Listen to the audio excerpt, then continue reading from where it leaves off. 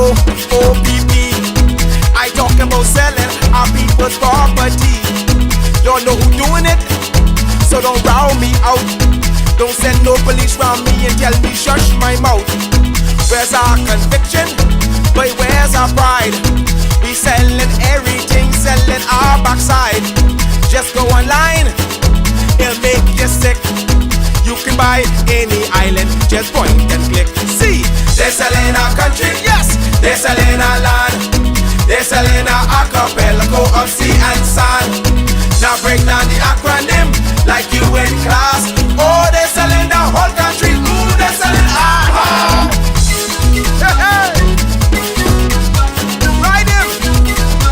My mother always said, when you find a donkey, ride it.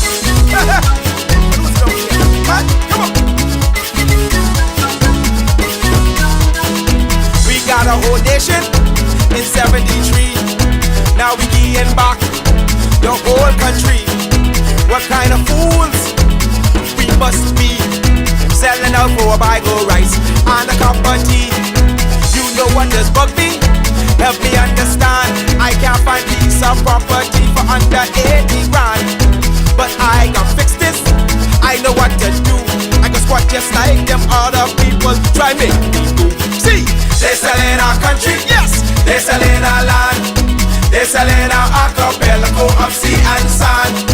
Now break down the acronym like you in class. Oh, they're selling the whole country. Ooh, they're selling our they're selling our country. Ooh, they're selling our land. They're selling our archipelago of sea and sand. Now break down the acronym like you in class. Oh, they're selling the whole country. Ooh, they're selling our I get everybody sell some every day.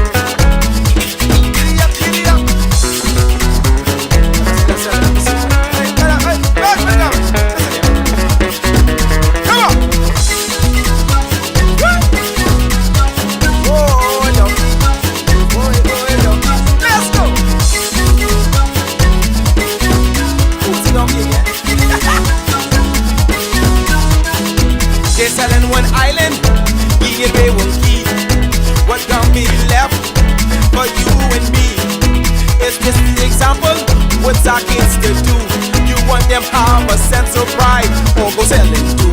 Cause they're selling our country, yes, they're selling our land. They're selling our archipelago of sea and sand. Now break down the acronym like you in class. Oh, they're selling the whole country. Ooh, they're selling our they're selling our country, yes, they're selling our land. They're selling our archipelago of sea and sand. Now break down the acronym like you in class. Oh, they're selling our whole country. Ooh, they're selling our they're selling our country, yes man. They're selling our land. They're selling our archipelago of sea and sand. Now break down the acronym like you in class. Oh, they're selling the whole country. Ooh, they're selling our they're selling our country, yes, yes. They're selling our land. They're selling our archipelago of sea and sand. Now break down the acronym like you in class. Oh, they're selling the whole country. Ooh, they're selling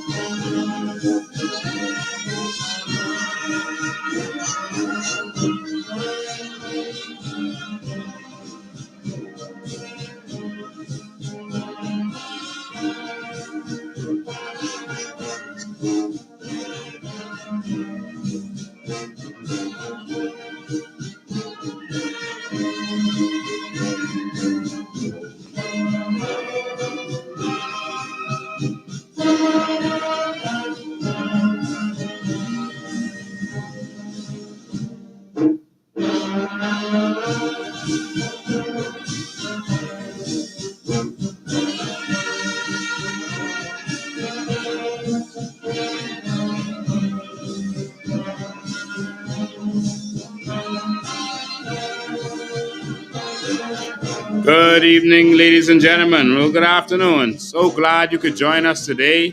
We're sorry about the late start. Had to work through some technical issues, but of course, we are ready to go now. What you are seeing and hearing behind me is the original Labor Day, one of the original Labor Day marches. And I wanted you to see the difference between those marches and today's marches. And so, this Labor Day march, what you see behind you is people standing up for labor. No politics, no politician and any political paraphernalia, just people standing up for the labor movement and standing behind a giant of a man who we're going to learn about today. Today, you're going to learn about history. It's a history lesson today. So today I am Professor Lincoln Bain. We're going to talk about that $80 million bridge deal, the truth behind it. But first, we're going to talk about this. And then we're going to talk about Bahamians being beat up by Chinese in our country. That's going to stop. I don't care what someone did. If you have a problem, you call the police. And the police don't even have a right to beat Bahamians with sticks and slap them.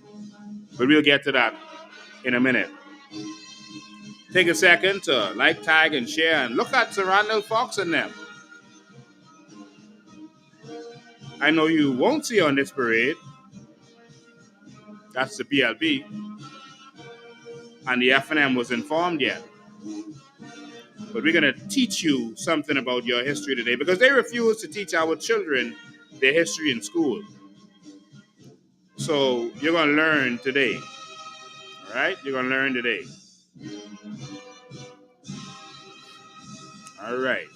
You can see the men all dressed up and professional in their suits, etc. Bands playing. Women dressed up in almost ball gowns out there in the hot sun. Representing. Representing for labor. I don't think there's anyone in any t-shirts. But all you can see is Sir Randall and the people supporting the labor movement. No political party dared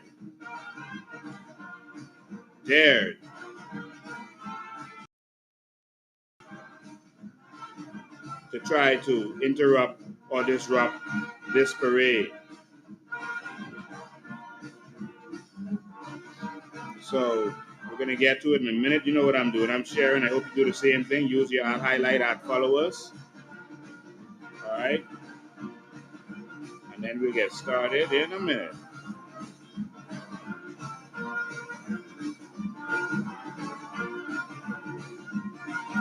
It was so talented.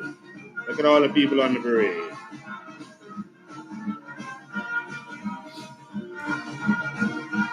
Almost everyone on this parade is dead and gone. Let me repeat that to you.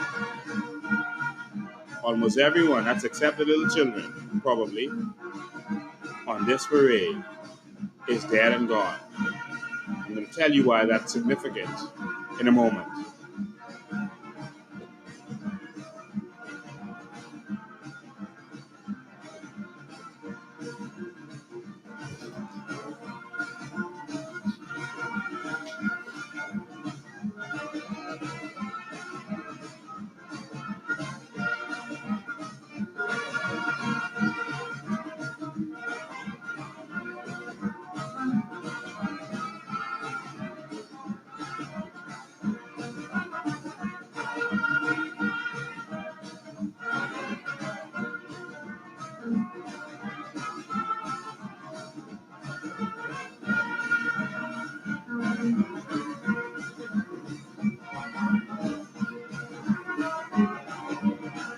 All right, there we go.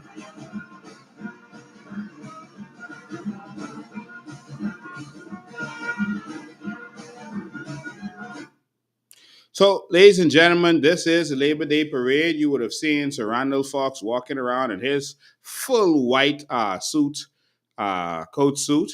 You would have seen the men in their suit dressed professionally and the women in their full, almost like they're going to the Red Cross Fair in their full regalia. Very professional. What you do not see is any political colors. That's what you do not see. Any political colors. You don't see any political parties trying to overthrow this parade. All right? And that's what you don't see. But we got a couple things I want to bring your attention to. I want to give you, in honor of Sir Randall Fox today, I want to give you a little bit of a history lesson. The Labor Day movement was not about the labor movement was not about the Progressive Liberal Party. I know today they will make you feel that way, like they're trying to take the credit for it. But there was a man called Sir Randall Fox. Sir Randall Fox was the man who fought for all, almost single handedly, fought for all of the labor rights that we have to this day. Sir Randall Fox was the man that did that.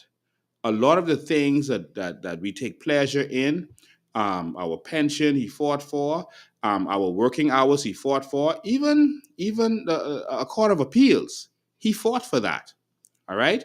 But of course, the PLP made you think that they were behind this stuff. The general strike, that was not the PLP. Remember, Sir Randall Fox did not run with the PLP. Remember that. Why is that?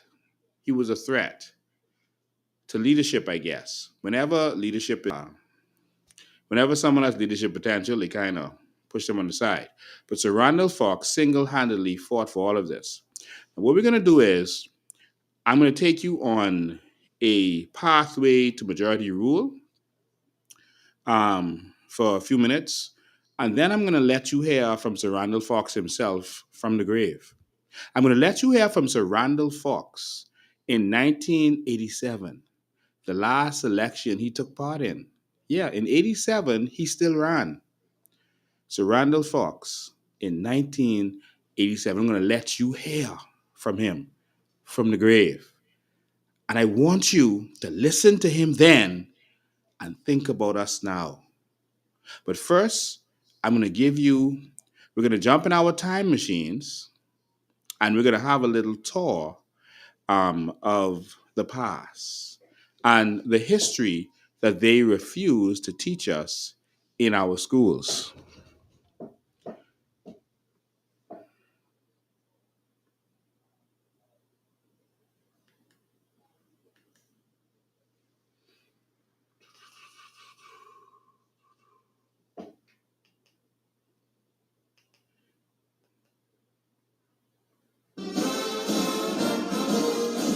This video is called The Road to Majority Rule.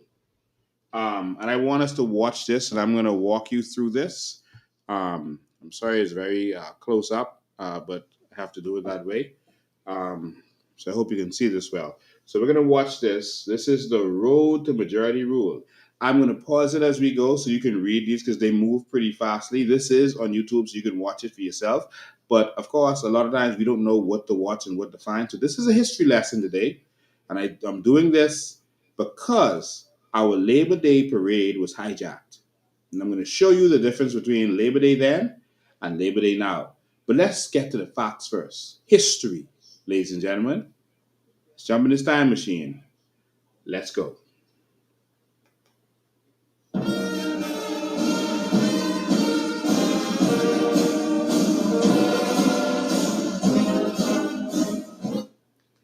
It says, in every crisis, there are courageous men who are willing to fight, even to the death, for what they believe to be right. That's by Sir Randall Fox. He said, in every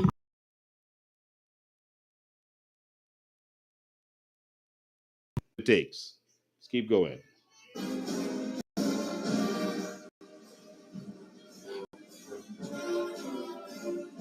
He says, urge me not to use moderation in arousing long oppressed Bahamian labor. They spoke about Sir Randall Fox kind of the way they speak about me today, and that is, they say that he was too rough and he was a rebel rouser and he stood up too hard for the people. And so he had a quote, and he says, "Urge me not to use moderation in arousing the long oppressed Bahamian labor." And at that time, he said long oppressed. And it is generations later. And we are still oppressed. But the fight must go on. Not just in terms of a labor union, but the fight must go on. in terms of fighting for the Bahamian people. This man was charged with sedition for fighting for you. He was exiled from the Bahamas, had to leave the country for fighting for you. Let's continue.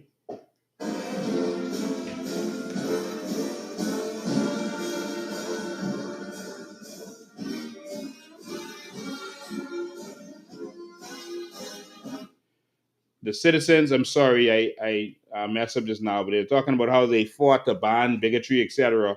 That's Randall Fox. You can see him right here in this picture. This is the People's Penny Saving Bank and the formation of that. For Randall Fox was instrumental in all of these things leading up to majority rule. I have to put it back so you can see what was played just now. I'm sorry. The Citizens Committee bands together to fight bigotry and racial discrimination. That's in 1951, before the formation of the PLP. But this is the original document, and this is the fight. This is Sir Randall Fox, not just a unionist.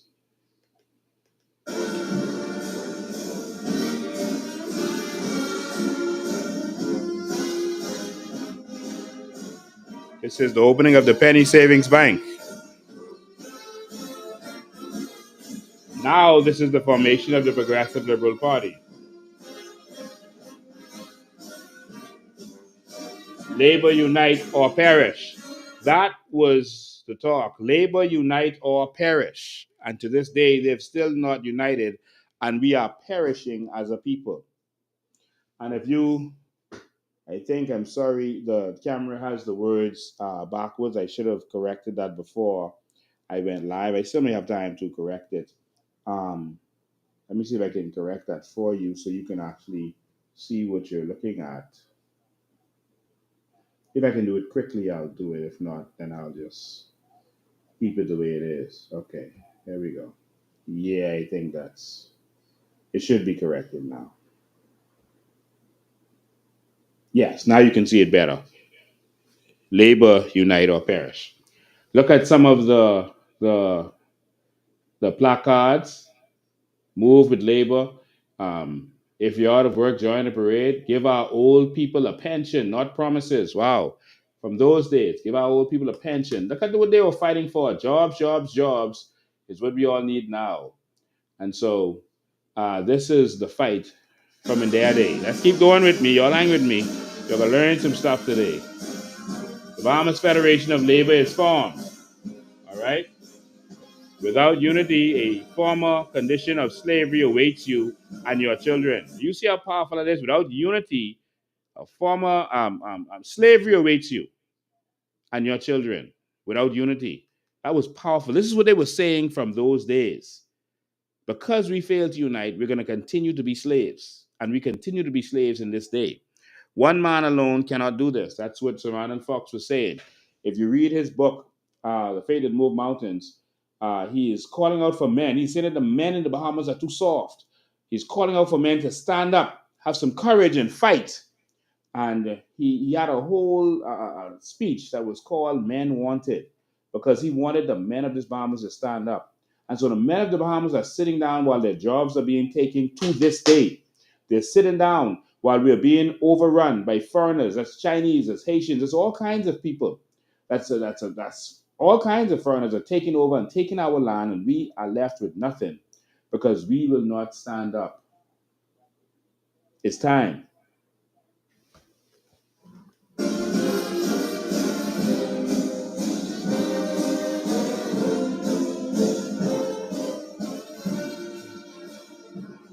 That is when they formed Labor Day to pay tribute to the men whose muscle rose blazed the trail in the wilderness. The general election of 1956. This is the general election of 1956. They formed the Labor Day to honor the men and women who fought to form this country and fight to get it to where it is. This is 1956. These were the people who ran. Cyril Stevenson ran for Andres. Lyndon Pinland ran for the South in New Providence. Randall folks ran for the South New Providence. Long Island and Ragged Island was Sir Henry Milton Taylor. And Jackson Burnside um, ran for the city. And you can hear how they describe them. Henry Taylor, they say, is the greatest political leader the country has ever known. In less than 3 years, he has brought about a whatever, I can't see the rest of it. Sir Randall Fox is a proven fighter whose dogged determination to fight against seemingly insurmountable obstacles. He fought. That Sir Randall Fox man is the one who fought for all of the things that you are enjoying today. We cannot let anyone reshape and rewrite history. That man fought for us all. Pinland, they said, was the first barrister at law from over the hill, and he is a leader in this fight. All right, so let's continue. This crusade is too big for any one of us to win alone. We are determined to break these chains. That's Sir Randall Fox. All of these things are Sir Randall Fox. The Magnificent Six are swept in. So they first got 6 men into Parliament. All right. That's Pinland, Samalo Butler, Isaacs, Folks, Stevenson, and Bain. All right. Let's keep going.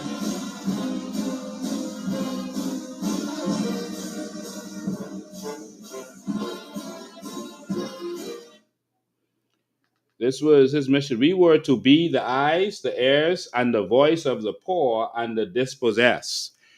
And that is the fight that we continue to this day, ladies and gentlemen. We are to continue. We were to be the eyes, the ears, and the voice of the poor and the dispossessed. We are the voice for them and all Bahamians. This battle is renewed.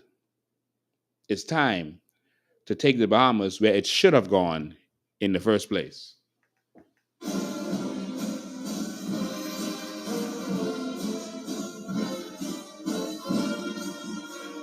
We fought against white supremacy and racial discrimination, economic exploitation, disproportionate representation. This was the House of Assembly. Votelessness of the Bahamian masses. Inequality before the bar of justice. The courts were not fair. To this day, we still have that problem, in our opinion. Literacy. Government gives white tour companies, look how this is continuing. Well, this will happen even more so if the F&M gets back in. Government gives white tour companies the exclusive franchise to operate transportation service between the airport and the city. So only white tour companies were allowed to operate, that's in 57, to operate transportation between the airport and the city. And you see certain things repeating in this day where taxi drivers are continue to be oppressed and pushed down and mistreated at the airport, at the port, the seaport, the cruise port, at the hotels. Change is coming.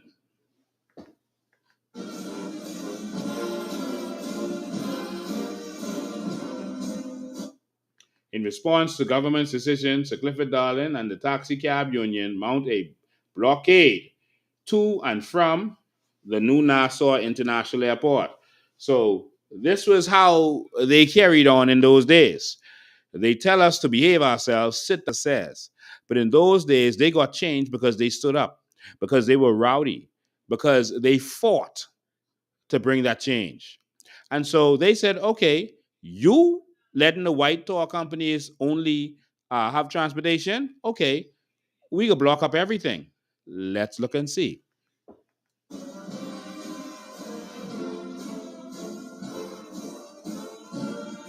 Move these cars or else, demands the policeman. Yeah, blocked up. The police said, move these cars. Negotiations between the government and the taxi union breaks down. Sir Clifford writes to the Bahamas Federation of Labor. And so he wrote for help. Who did he write to? Sir Randall them. All right?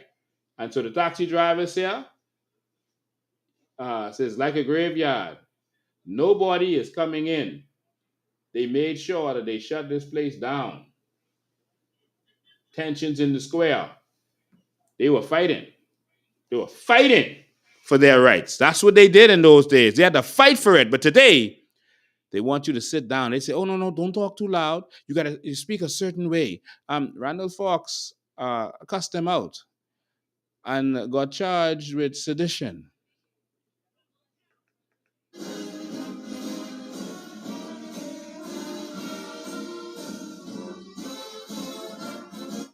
The assistance of the Federation is urgently needed as negotiations have completely broken down. That's what Sir Clifford Darling wrote to the Federation. This is the original letter.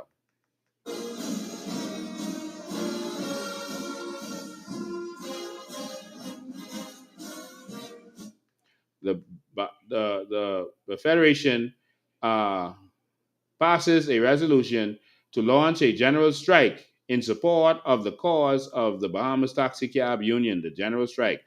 This was not a PLP thing. All right? This was not a PLP thing. It says, "This is your fight. Fight for your children." Look how they was talking about that from then. But somehow we keep getting swing and keep being encouraged to just sit down and wait your turn. Don't lose this job. Don't lose these contracts. Take $30 to go on a Labor Day march. We can talk about that later. But these women had placards from then saying, "Fight for your children." Your children still suffering.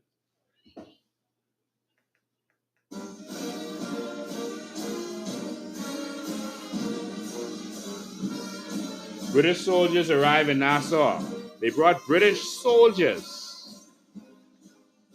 An all-out boycott of Bay Street takes place. So not only did they block uh, the airport, etc., they boycotted Bay Street. They said, "We're not giving y'all any money. We're not giving y'all another dime because y'all are oppressing us."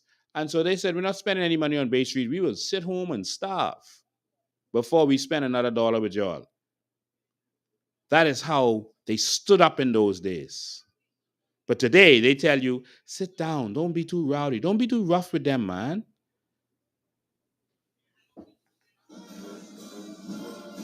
General strike lasts for 19 days and results in fundamental change. What change? 19 days.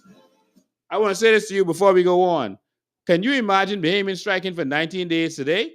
Today they will go to the House of Assembly. They will go there for a couple hours, say what they have to say. The news will cover them maybe, and then they go home or they go back to work. And that's it. And the politicians know that. The general strike, they said 19 days. 19 days. And they won. Watch how much change came to this country because of what they did.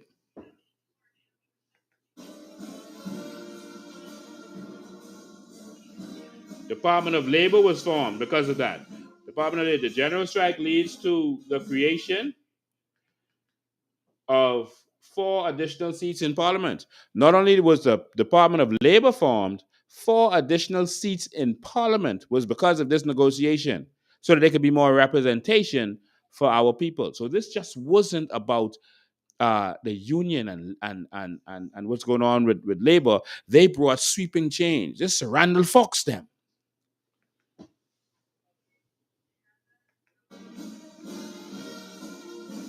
General strike leads to full adult male suffrage. Because of the general strike, all Bahamians could vote. Males could vote. All, including black men. So that's what that resulted in. The general strike. All right? That's not a PLP thing. That's the general strike. This is how labor transformed this country, and that should be respected in this country. The general strike leads to the right of the hotel and agricultural workers to join unions. So before this, the hotel workers and agricultural workers could not join unions. The general strike, that negotiation, them shutting this country down, is what did that also. What else?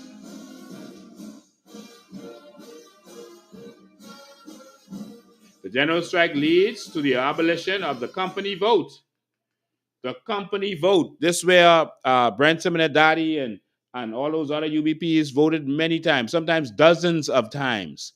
What's his name? Sir Stafford Sands and them, they would vote dozens of times because for every company they owned, they had one vote. And that's how they cheated to continue to win. The general strike stopped that. Stafford Sands voted 28 times in the 1956 general elections. Eh? The general strike stopped that. Reverend Martin Luther, oh, this is powerful. Reverend Dr. Martin Luther King arrived to lend support during the sedition trial. This is Sir Randolph Fox and Dr. Martin Luther King. Sir Randolph Fox was charged with sedition. So Martin Luther King came down to give his support and lend a hand because he was too rough with Massa. And so, of course, they used the law against him. They locked him up. Change never comes unless there's someone willing to sacrifice and be locked up for it. I'm doing this because I want you to know your history. They won't teach this in school. I want you to know your history so that the Labor Day parade can never be disrespected again. Do you see how much political change came because of what Labor did, the general strike? That wasn't just about union getting paid more money, getting paid overtime. They changed things politically. Do you see it? Let's continue.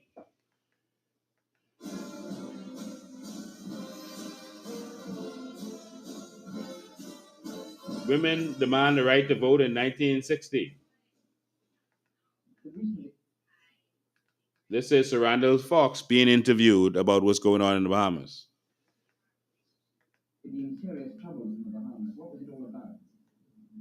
Well, it stems from the old constitution which we have, which is substantially the same as the 13 American colonies.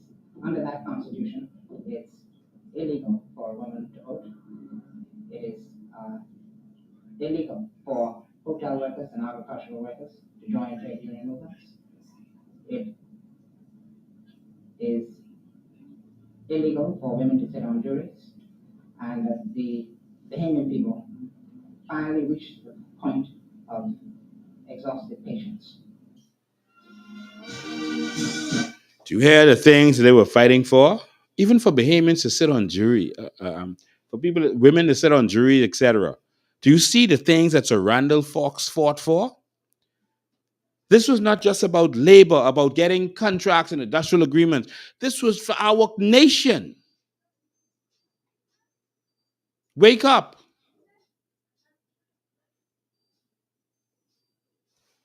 Let's continue.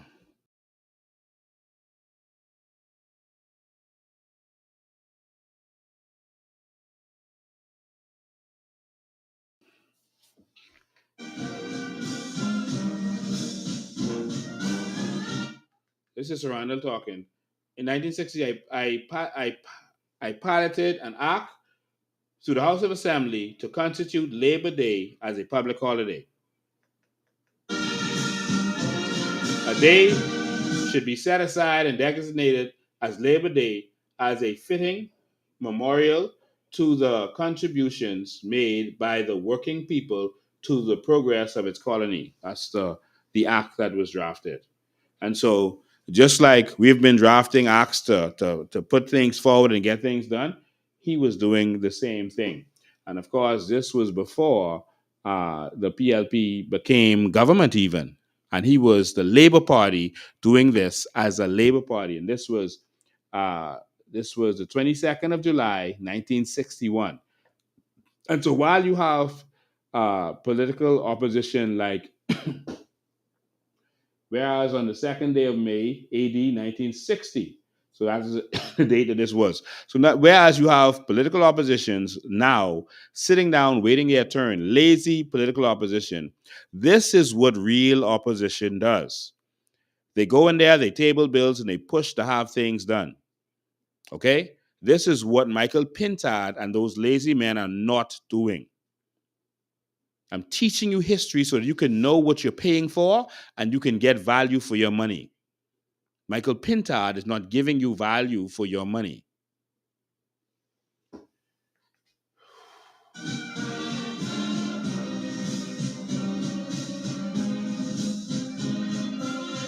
first official Labor Day was in 1962. Constitutional Conference of 1963 advancing towards self-government. See, Sir Randall Fox. A new constitution. The dedication of the House of Labor built to the glory of God and the fellowship of workers. Governments have now let this historic building run down. Governments have let this historic building run down. On Labor Day, Maria Daxon did a video here showing how rundown this building is now. It's a shame. And the government had promised, this present government had promised to renovate this, but of course, we know what a promise is. And so they have not done so. You now say you have another year to go. In that year, have this fixed, please. Not because of labor unions, but because of what the labor movement did for this country. It was more than labor issues they were fighting for. Do you see, Bahamas?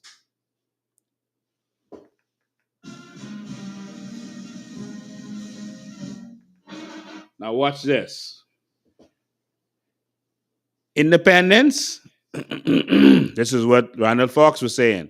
Independence, ink or blood, Fox says. Randall Fox warned the government of the day, we must have independence or there will be blood. This is how Randall Fox spoke to them. That's a threat. If you dare say something like this today, the police will be at your door. These Gestapo will be at your door before you put the last full stop on that. But this is how the men who are champions stood up and fought for this country to bring the change that we need. We need change again, so it's time to stop being soft, Bahamas. It's time to stand up. It's a time for everything under the face of the sun. He said that independence must come. So Ronald Fox was the one fighting for independence. So Lyndon Pillen, even up to 1972, before the election, they asked him, "Are you going to do independence?" He said no, because he felt that Bahamians didn't want it. So he had, as a politician, he tells them what they want to hear. Because a lot of people were afraid of independence because they felt we couldn't stand on our own. I know it sounds ridiculous now, but in that day and time, a lot of people were afraid. So there is audio of Sir Lyndon Pillen saying, when being interviewed, no, we're not going to have independence. All right. But of course, as soon as he got in, boom, he did independence. All right, because he didn't want to let that statement cause him to lose the election, because many Bahamians were afraid of letting go of England for some reason. Just like Bahamians were afraid to let there be majority rule. They felt blacks couldn't run this country. But of course, Randall Fox was also pushing for this hard, not mincing words, being a real man.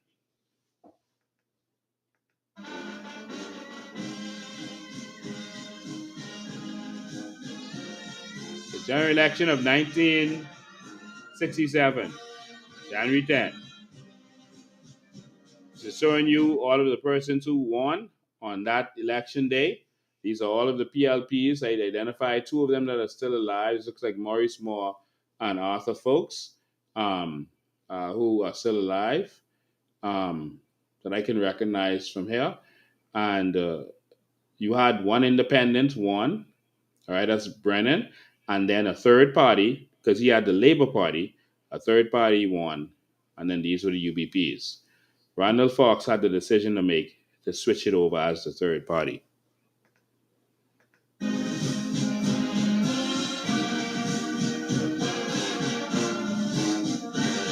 Brennan became the Speaker of the House. Fox gave the Labour the vote to the PLP and enabled them to form the government. Pillen is sworn in as Prime Minister of the Bahamas. Fox did that. And this is the first black government. All right, one white gentleman in there, but this is the first black government.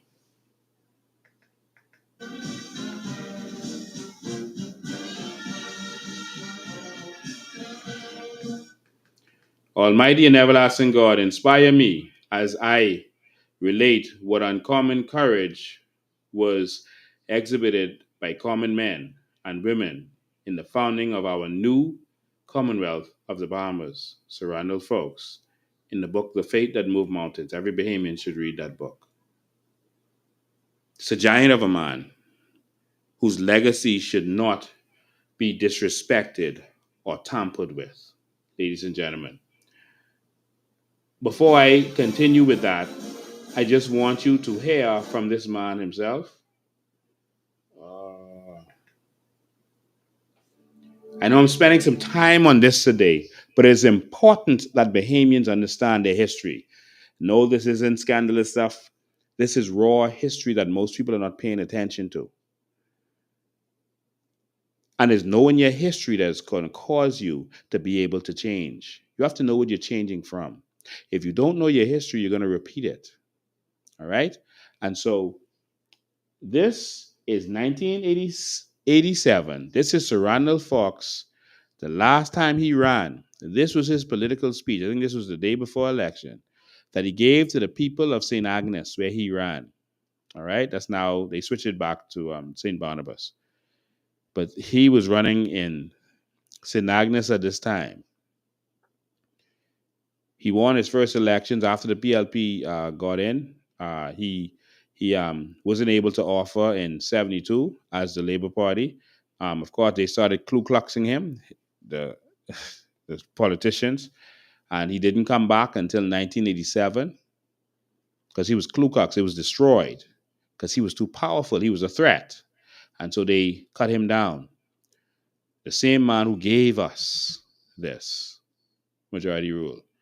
He came back in 1987 for one more run to let 20 years later to let people know.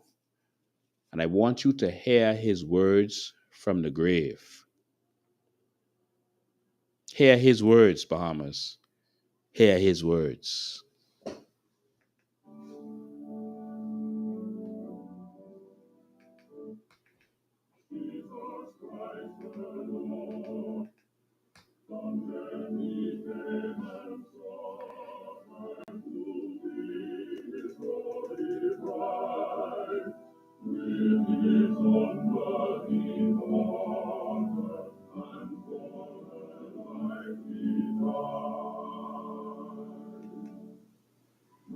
My dear brothers and sisters of St. Agnes constituency, and my fellow Bahamians everywhere, greetings.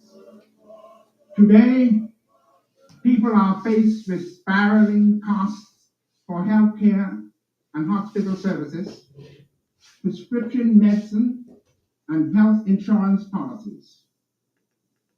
Doesn't it sound like this is today? They're talking about the poor healthcare system, the cost of it. You can't afford it. This is from back then. It's still the problem today because we keep voting for PLP and FNM, and he's going to talk about that. The same problems they had then, we still have today because we keep voting for the same failed PLP and FNM. This would have been a much greater leader in this country, someone who loves this country. We missed an opportunity. Recently, the insurance rates were increased 10%, and the poor people wondered, why does it have to be this way? Our senior citizens wonder, how can they continue on fixed incomes as prices and taxes go up and up? Further, As prices and taxes go up and up, are we stuck in a time capsule? Bahamas, are you listening? I would advise you to share this live. I would advise you to spread this message, the rebirth of a great movement for a new Bahamas. Do you see he said it?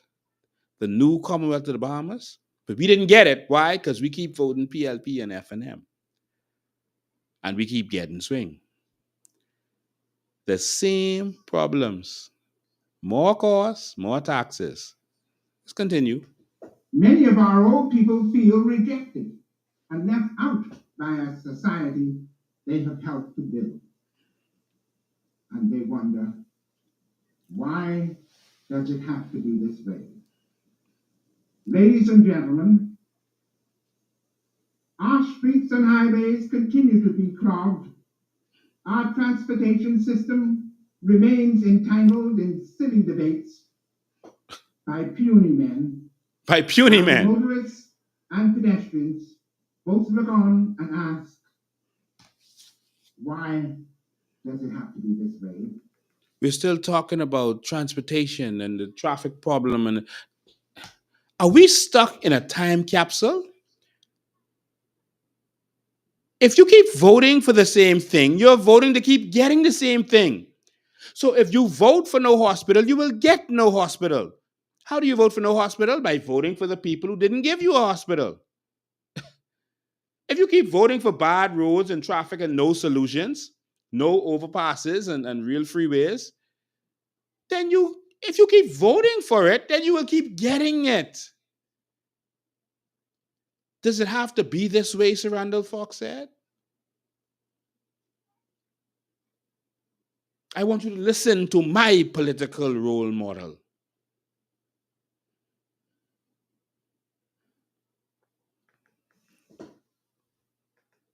The multi-million-dollar St. Agnes development project has been coming for the past 10 years, but it hasn't arrived yet.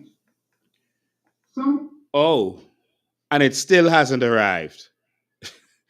They promised this redevelopment project. It still hasn't arrived. Mr. Folks, you are watching from heavenly places now, and it still hasn't arrived. Just more promises and promises. One likens the money voted for the development of St. Agnes to a block of ice, which had to pass from hand to hand, and by the time it reached you, the constituents, it had all melted away. Why does it have to be this way? Many. The money, by the time it reaches to the people, he says like ice. It's already melted away. Nothing for y'all. Only for the leaders and financial backers of the PLP and FNM. That's who we talking about. You see the UBP talking about you. He talking about the PLP and FNM at this point. This 1987. You, homeowners and tenants alike, have found the cost of housing is beyond your reach.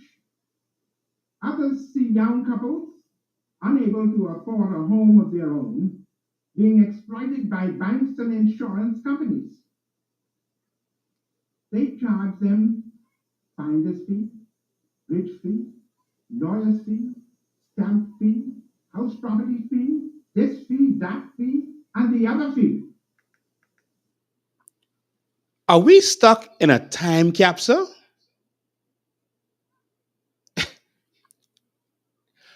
We could take this speech and deliver this today, and it will be as relevant today as it was when he gave it. The same issues. You can't afford housing. The banks are robbing you. The banks are hitting you with fees, crazy fees. We are still fighting the same battles today, Bahamas. When will we wake up? The couple look on and ask, why does it have to be this way? Last month, construction workers and common laborers at the Crystal Palace job site of Cable Beach set out on S&S on the eve of a pre-arranged invasion of the Bahamas by 250 Filipino common laborers who want to replace the local workforce. Are we stuck in a time capsule? You're talking about the same thing. The foreign laborers coming in to take our jobs. This is Randall Fox. Come on, Bahamas. The same issues. 8 Bahamians were fired. Because of my intervention and my exposure of the plot between government and the Balfour Beatty, the importation has been delayed, but only until after election. Of course, he was fighting for the common man like we do. He fought them, and of course, it brought embarrassment to them. So the invitation of some of these people was delayed, but only till after election. Because you know what? Once election come, see, because the politician can say, yeah, we can't, no, we can stop that. We brought that to a stop. Don't worry about that. Now come vote. And after you vote, flooded with the same problems. Does it have to be this way? But, ladies and gentlemen, why does it have to be this way? You can use your ballot to help yourself. If you don't use it, you will lose it. There is no one else who can stand up to government and Balfour Beatty but I. There was no one in his day willing to stand up to those big companies, Balfour Beatty, the construction company, and the government. This was a giant of a man. They tried to erase him from history, but I will not let that happen. This is my role model. And I am disgusted at what the PLP did on the Sir Randall Fox Labor Day, turning it into the Philip Brave Davis Labor Day. This is why we have the same problems.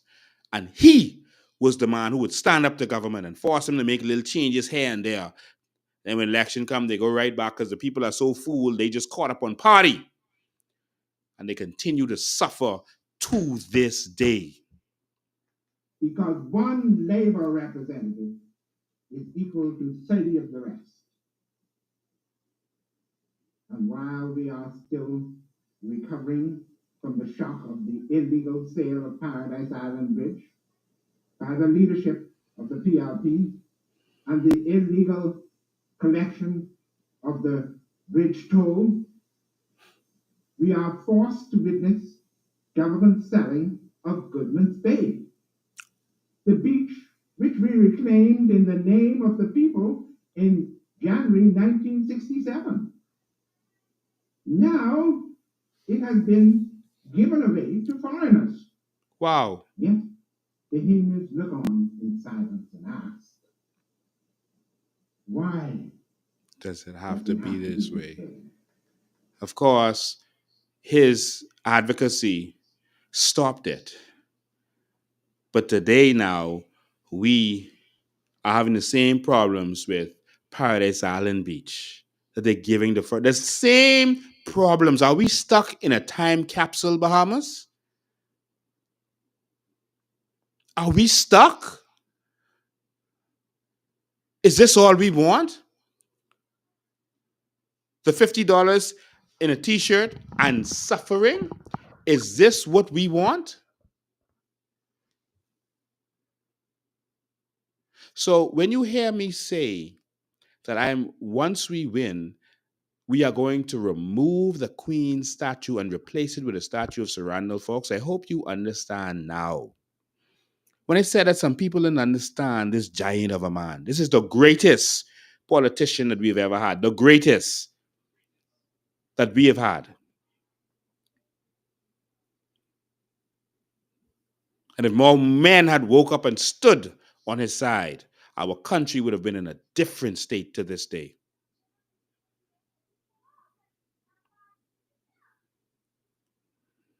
We are going to honor Sir Randall Fox. We are going to wake up history. Teach our children about real history, not political history. Let's continue to hear from Sir Randall Fox. Ladies and gentlemen of St. Agnes constituency, I run for St. Agnes in the firm conviction that it does not have to be this way. I am confident that working together, we can, with God's help, overcome every obstacle. And the time to begin is now. A few days ago, while walking through St. Agnes constituency, I met Kendall Clark sitting on a bench in the Super Bowl with his head in his hands. Mm. Looking forlorn and depressed, he said, "Brother Fox, I've lost my job. My child is starving. Mm. Brother Fox," he pleaded, "please get my job back for me." Ladies and gentlemen, the following morning, I liaisoned with Brother Clark's former employer. Within 24 hours, Kendall was back on the job. Today, he is happy in his home on Cambridge Lane. And what is more, not only are his wife and child happy too, but Kendall himself has reclaimed his dignity and self-respect as a contributing citizen of this community.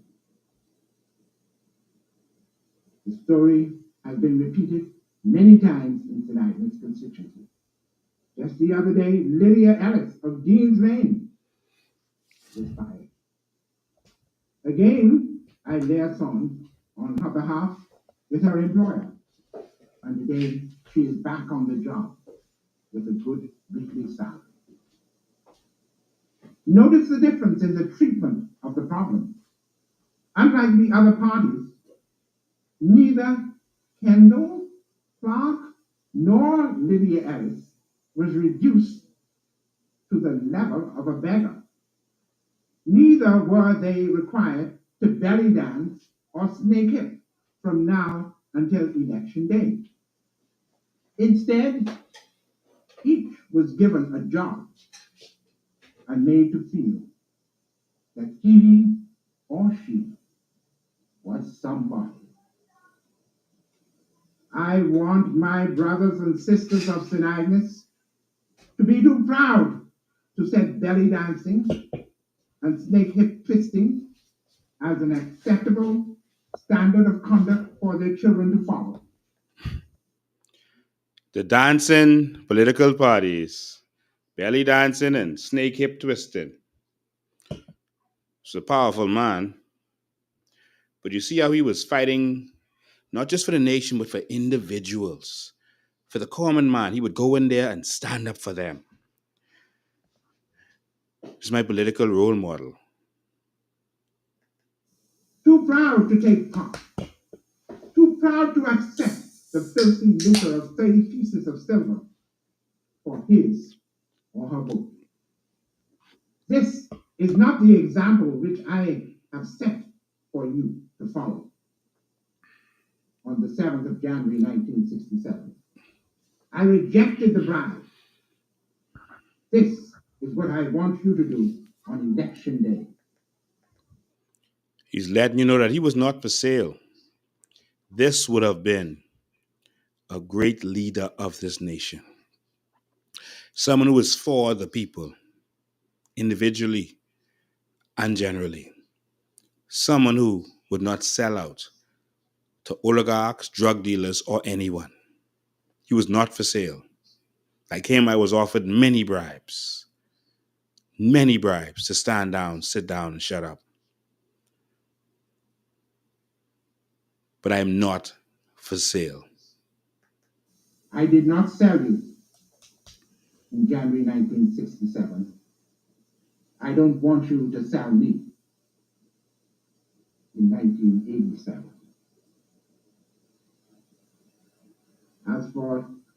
As your Labour candidate for St. Agnes, I stand firm in the conviction that circumstances do not have to remain as bad as they are. It does not have to be that way. Yes, working together, we can make the difference. And the time to begin is now. But you have free choice. You can have abundant life, or you may go the way of the mafia or the wheeler dealer. My advice, however, is that You may have abundant life. That is what he wanted for Bahamians. Abundant life.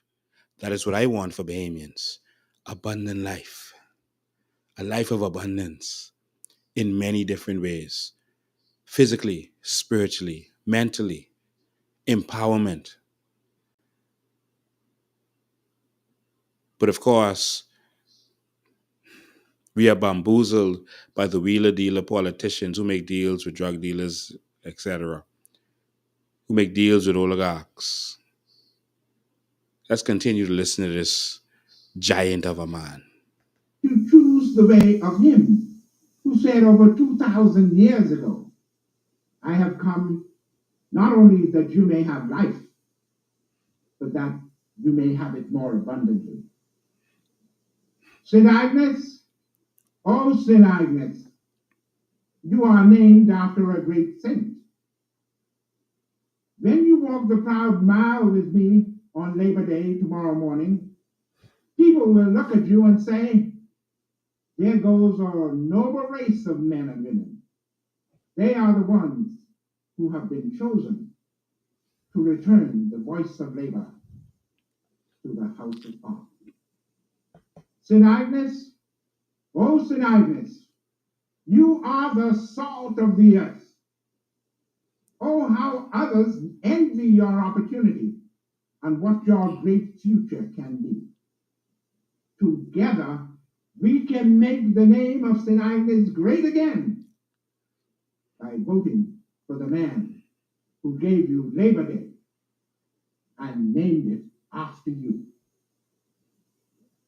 Ministry of Labor, the Labor Exchange, the Free Trade Union Movement, the Court of Appeal, the College of the Bahamas, Randall Fox. all these labor has given to the people of this country. And what Didn't of the know black that. government? Yes, I gave you that too. You could not have gotten it any other way.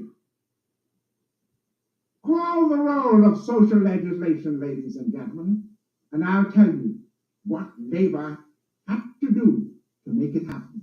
Yep.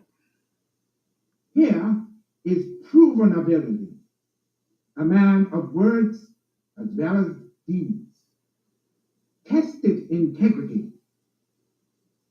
Unlike the others, the name of labor was kept clean, unbesmirched by the political corruption or the dope peddling of the other two parties. PLP and FNM.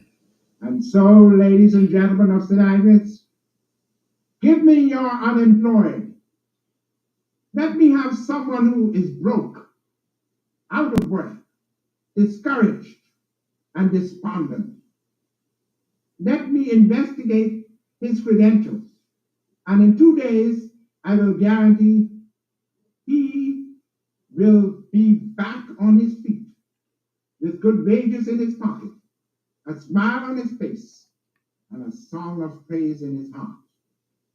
And which is more, he never set foot on an unemployment line again. I did it before. With God's help, I can do it again.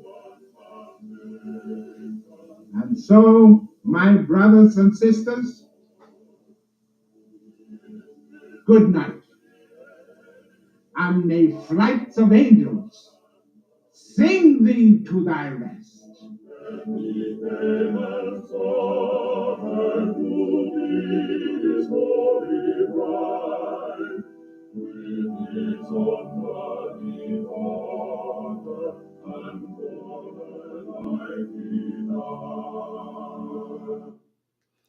Ladies and gentlemen, and the graphics that was here with this speech is powerful. Um, it's freedom from tyranny, victory or enslavement. That's what it says on the top. Victory or enslavement. That is what that man fought for, but they, of course, through media and distortion, don't want you to know who he truly is.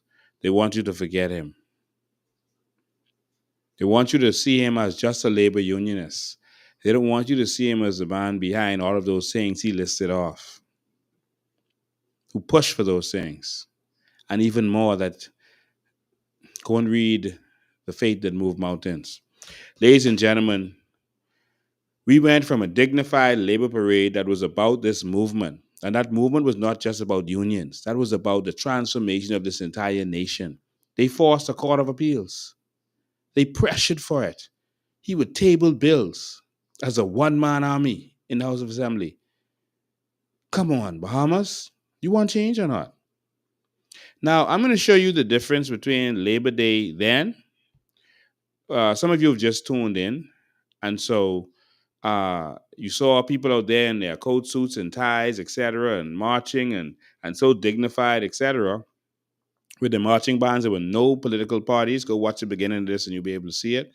There were no political parties, etc., just a labor movement. And a lot of what they did with the labor movement, the PLP was not there. To be honest with you, there was times that they did work together, but Sir Randall Fox was the man behind these things. The general strike, that wasn't a PLP thing. Don't confuse history. I'm not saying the PLP didn't do anything. They did do some things. But this was the man who transformed this nation. And after getting him to come on board with them so that they could get in, they Ku Kluxed him. They chopped him down and Ku Kluxed him. So some people will tell me, "Oh, just join the other parties just so you could get in." Get in and do what? Get in and do what? Be under their thumb so that they could chop you down and you get nothing accomplished? No, we need dramatic change. And so we went from those dignified Labor Day parades, and I'm going to show you kind of what we had. I can't show you all this stuff. I'm going to show you something of what we had this time. All right. So we went from those dignified Labor Day parades to this.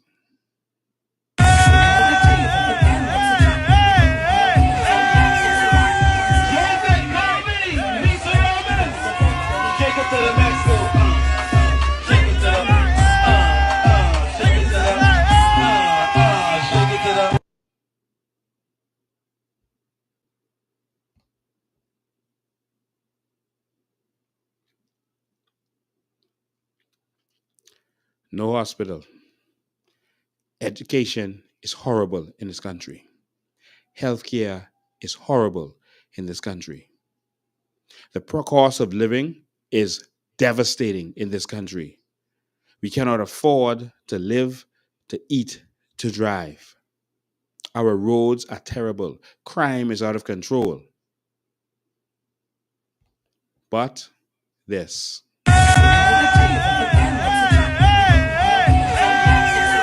That's Gilbert Colby. What I want you to see in this video is not just a member of parliament jumping up and down like a buffoon. I want you to see that these shirts are about Brave Davis on this sacred day. And I take this serious because I respect Sir Randall Fox and what he did. I told you that he is my role model. He's a Bahamian hero. But there are placards behind her with her face on it. How is this about Sir Randall Fox Labor Day when there are placards behind her with her face on it? And they are shouting PLP, PLP, and this is a song talking about Jobet Colby. How?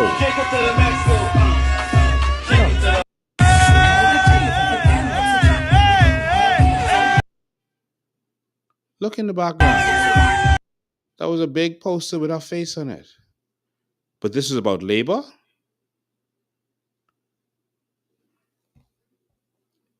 Shame on you. Shame on you. That's what we've come to. And lastly, before we move on to the next topic of the bridge, ladies and gentlemen, You know, I got voice notes from persons saying that the PLP is paying persons $30. They promised people $100, but persons were saying they were promised now $30. Some of them were fighting to try to get paid. Uh, so they came on the march for some of them for $30, some probably for more. They got paid to put on a shirt and come to the march.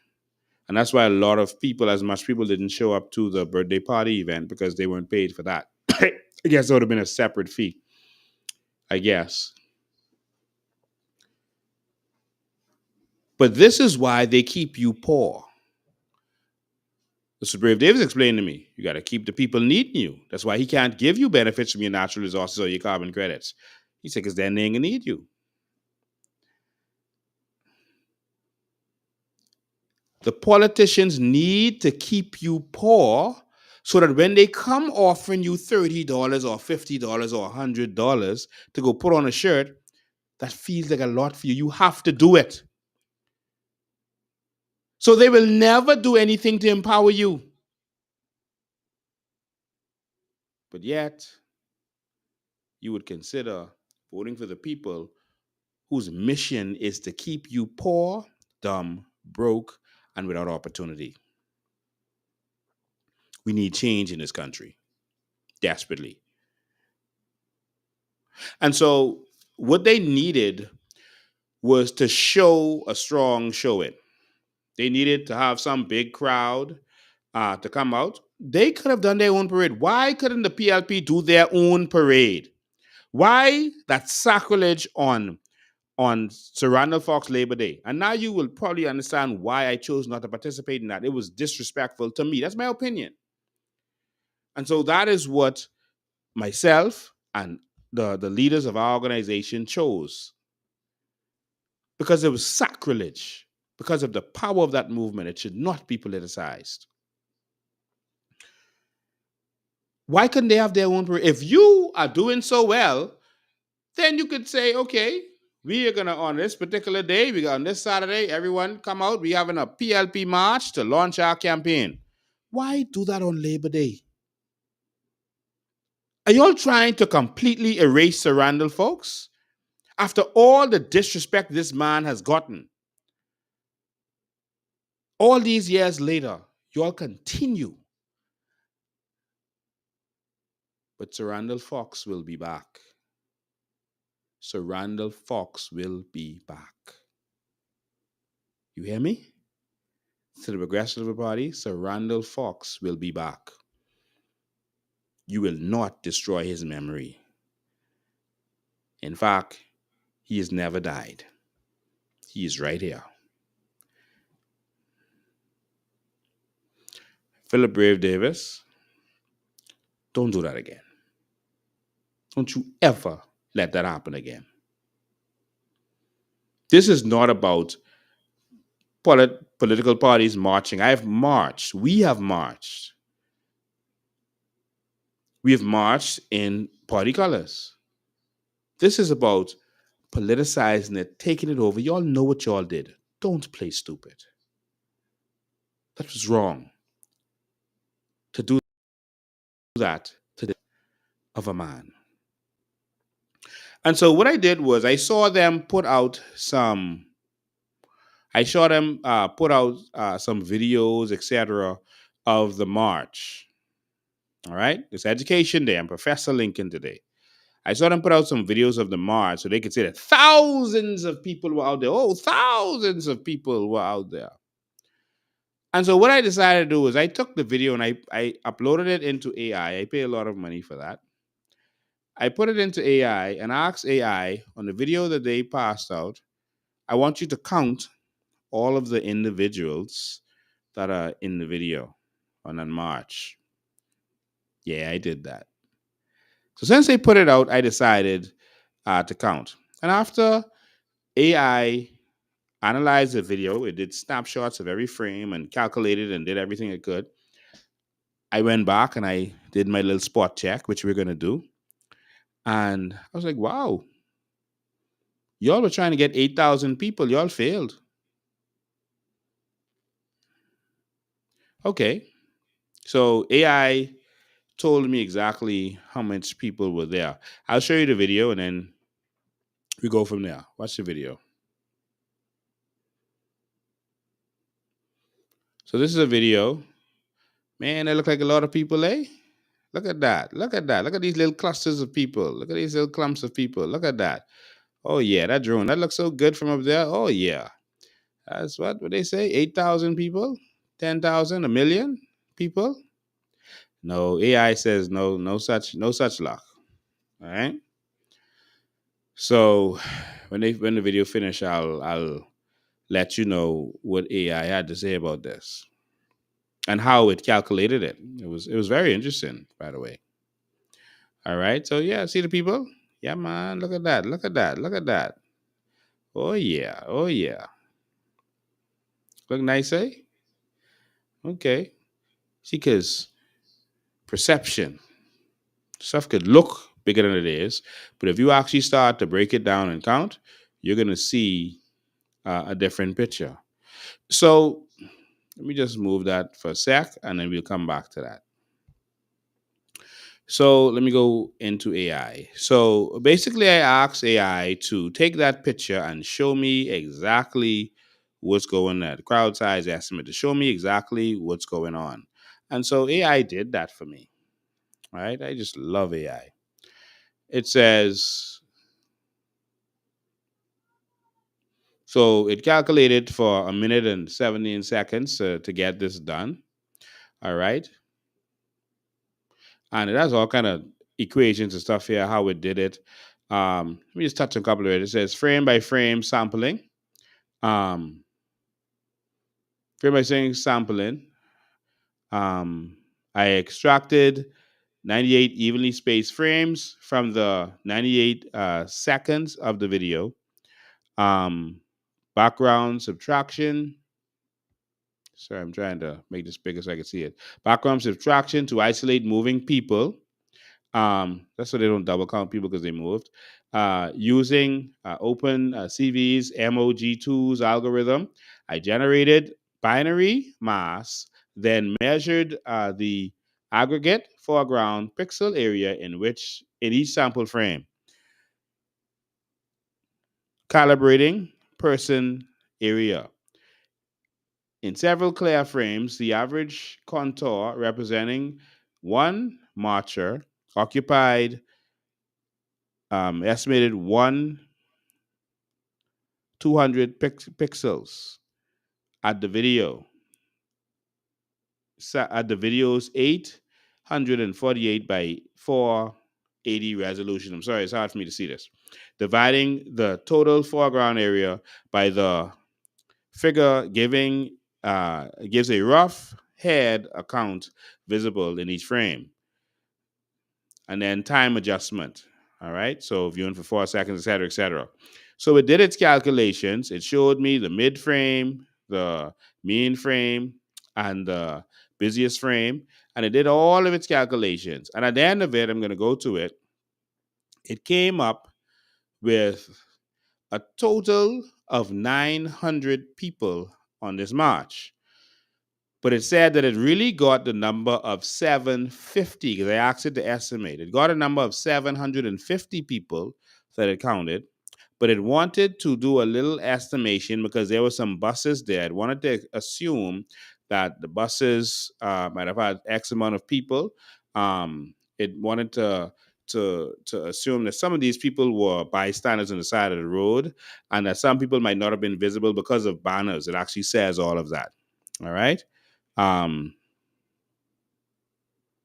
so it says taken into account um, occlusion, some marchers hidden behind banners or vehicles, camera shake or occasional wide shots, inflating measured area, and the fact that spectators lining the route are largely out of frame.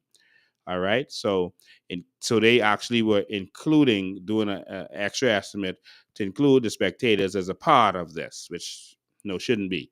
But in any way, it said it actually counted 750, but it's going to round up to 900 for those reasons. All right. So I can take the 750. They were expecting 8,000. 750 is a fail. So is 900 because they were expecting 8,000. And so while it looks like a large number, if you go back to that video, and you actually count um, these clusters, you're going to see that each of these clusters, some of them are 30 people, some are 50 something people from these constituencies. And so when you add them up, you don't really, it's going to be difficult to get to even 900. So let me play this again, and I'm going to freeze frame this so you could do this with me and see how they do this, how they actually do this. Hold on, I can't even see good. Okay, okay, the people in the frame now.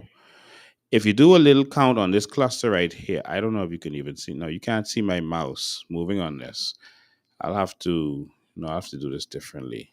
Hold on one sec. I'll have to share the screen. But anyway, each of these clusters, if you actually count the heads, you're only going to get a small amount of people, 20, 30, sometimes 50 people in each of these clusters. And if you go back, um, that's going to take you to like 750. So if you go 20, sorry, if you go 30, 30, 30, it's 90, 30, 30, 30, like that, you're going to realize that when you estimate this, it wasn't what you thought it would be. All right. All right. So I just wanted to get that out of there. But the reason they do this is because people heard. All right. And so what they want is to influence you to make you think that, oh, look, the PLP is going to win. So, sorry, let me take that off. The PLP is going to win. So everyone, let's just vote for the PLP because we want to vote for the winners, and so that's what they normally do. Okay, I just wanted to get that out of there. I'm But the sorry. reason they All right, and so that's why they're doing this, and so sometimes what happens is like the on Clifford Park, Perry Christie and the PLP in 2017 had probably the biggest rally you've ever seen. They did the same thing, pay people to come out, but they got slaughtered at the polls in 2017. Even Christie lost his seat. Don't be influenced by what you see. There's a lot of fake polls going on out there also. We want you to be aware of that. There's some fake polls that is going around because they got to do polls because their biggest job right now is to make you feel like they are going to win, and so that you should just come with them. They want you to forget about the fact that you should just vote for what is right. Don't vote for who you think is going to win. Vote for what is right. Vote to get out of this time capsule. We're stuck. Look at our family islands. Almost no improvement in 50 years. All of them are suffering. We're stuck. We're in quicksand, sinking fast. And we need to get out as a country. Come on, Bahamas. Wake up. Wake up. I want to segue from there for a minute. I'm going to open the phone lines soon, but I want to segue from them there for a second. I want to talk about this other atrocity that happened, and that is this announcement of this 80 $80 million bridge. Man, listen, any other country, they would have been in the streets burning the place down by now, probably. And so what we decided to do was do a cost comparison so that we could make this make sense. All right. We wanted to compare it to some other things and see how this makes any sense. All right. Let me break this down for you because when you break things down to the lowest common denominator, it starts to make sense or not make sense. And so let's do this. The total cost, $80 million. This bridge is less than 100 feet. We'll put it to 100. All right. We'll put it to 100. And so it's also about, uh, you know, yeah, I'll leave it at 100, less than 100 feet. All right. So, ladies and gentlemen, That is $800,000 per foot. You know what I mean by foot? Like 1 foot? This. That is $800,000 per foot. 1 foot. This distance right here. 1 foot, like a ruler. If you have a ruler in your house, pick that up and lay it on the table and say, let's say ruler. I think this is about 1 foot right here, right? What what could be between here and here to be valued at $800,000? Take any span. Let's say this is concrete. Um, how could concrete be valued at $800,000 for 1 foot? Think about that. Okay, let's say steel. 1 foot of steel, $800,000. What else you putting in there? Sand, rock, 1 foot. I want you to think about that. Pick up a tile that you put in your house, a regular tile. It's 1 foot. What could you do in a space of 1 foot to make it value $800,000? If you take 1 foot of cocaine, that would not be valued $800,000. 1 foot of gold, a gold bar, is not valued $800,000. That is $800,000 per foot. How? Are y'all with me? How?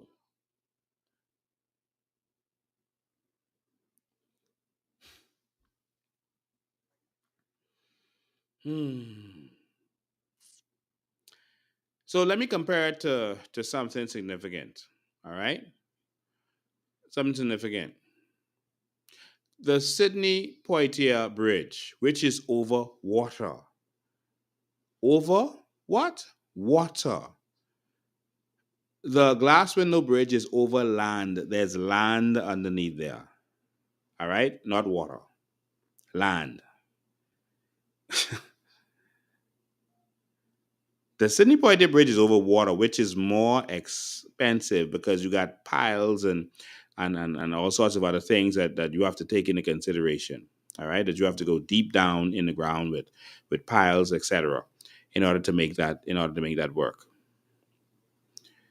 The Sydney Poitier Bridge, that long bridge, cost $21.6 million to build. A long bridge. The length of the Sydney Poitier Bridge is about 1,930 feet, not 100 feet. That's 1,930 feet long. And it is a multiple span bridge crossing a harbor. That cost $21.6 million. But y'all jumping up and down in the road in the hot sun with t shirts on, applauding the government.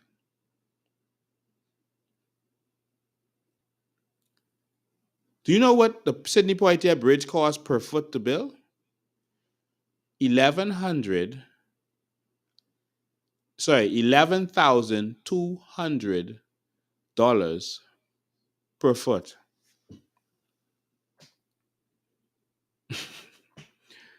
That's how much um the Sydney Poitier Bridge costs. 1,100.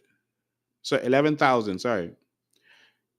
But the glass window bridge that have no glass, that's just a name. The glass window bridge that has no glass costs $800,000 for foot. What material could you put in a foot?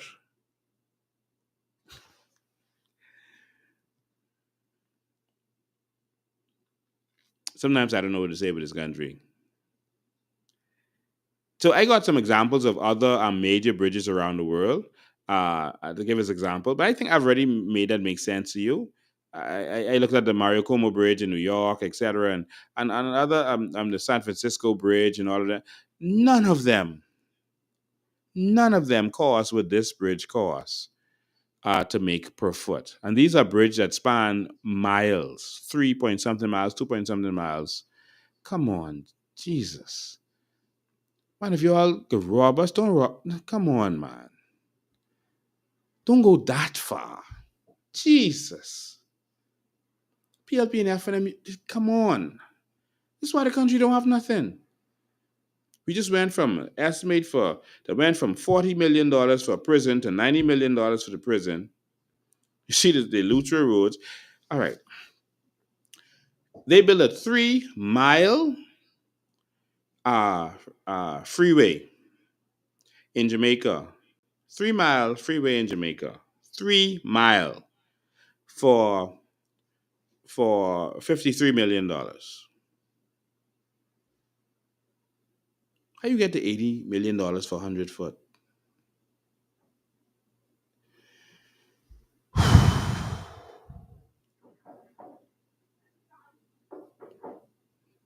The image is time to rise up. Last thing I want to touch on today before we get on other stuff, and while you're here, we have a major announcement next week. If you're a part of our men and women's group, make sure to go in the group and see what's going on. We need all hands on deck. All hands on deck. Men, we need you to stand up. Women, we need you to stand up. We need all hands on deck. All. We got to stand up and we got to take this country. We got to win this country. We got to take this from these people who've been failing us, and we got to take us in a new direction. The last thing I want, I'm not going to play that video, but there's a video going around again, another one with the Chinese people beating a Bahamian man with a pole. I heard some rumors. I haven't verified it, so just want to let you know that I only talk about things I verify. But they said it as an immigration officer, and I don't know that to be the truth. But I'm just saying that was being passed around. But that was a Bahamian man for sure. And the Chinese were assaulting him with poles, slapping him, and one of them had a gun. Even if that man stole something, which I don't know that to be the facts or the truth, but even if that man stole something, you call the police. That man was clearly unarmed and was not fighting them back.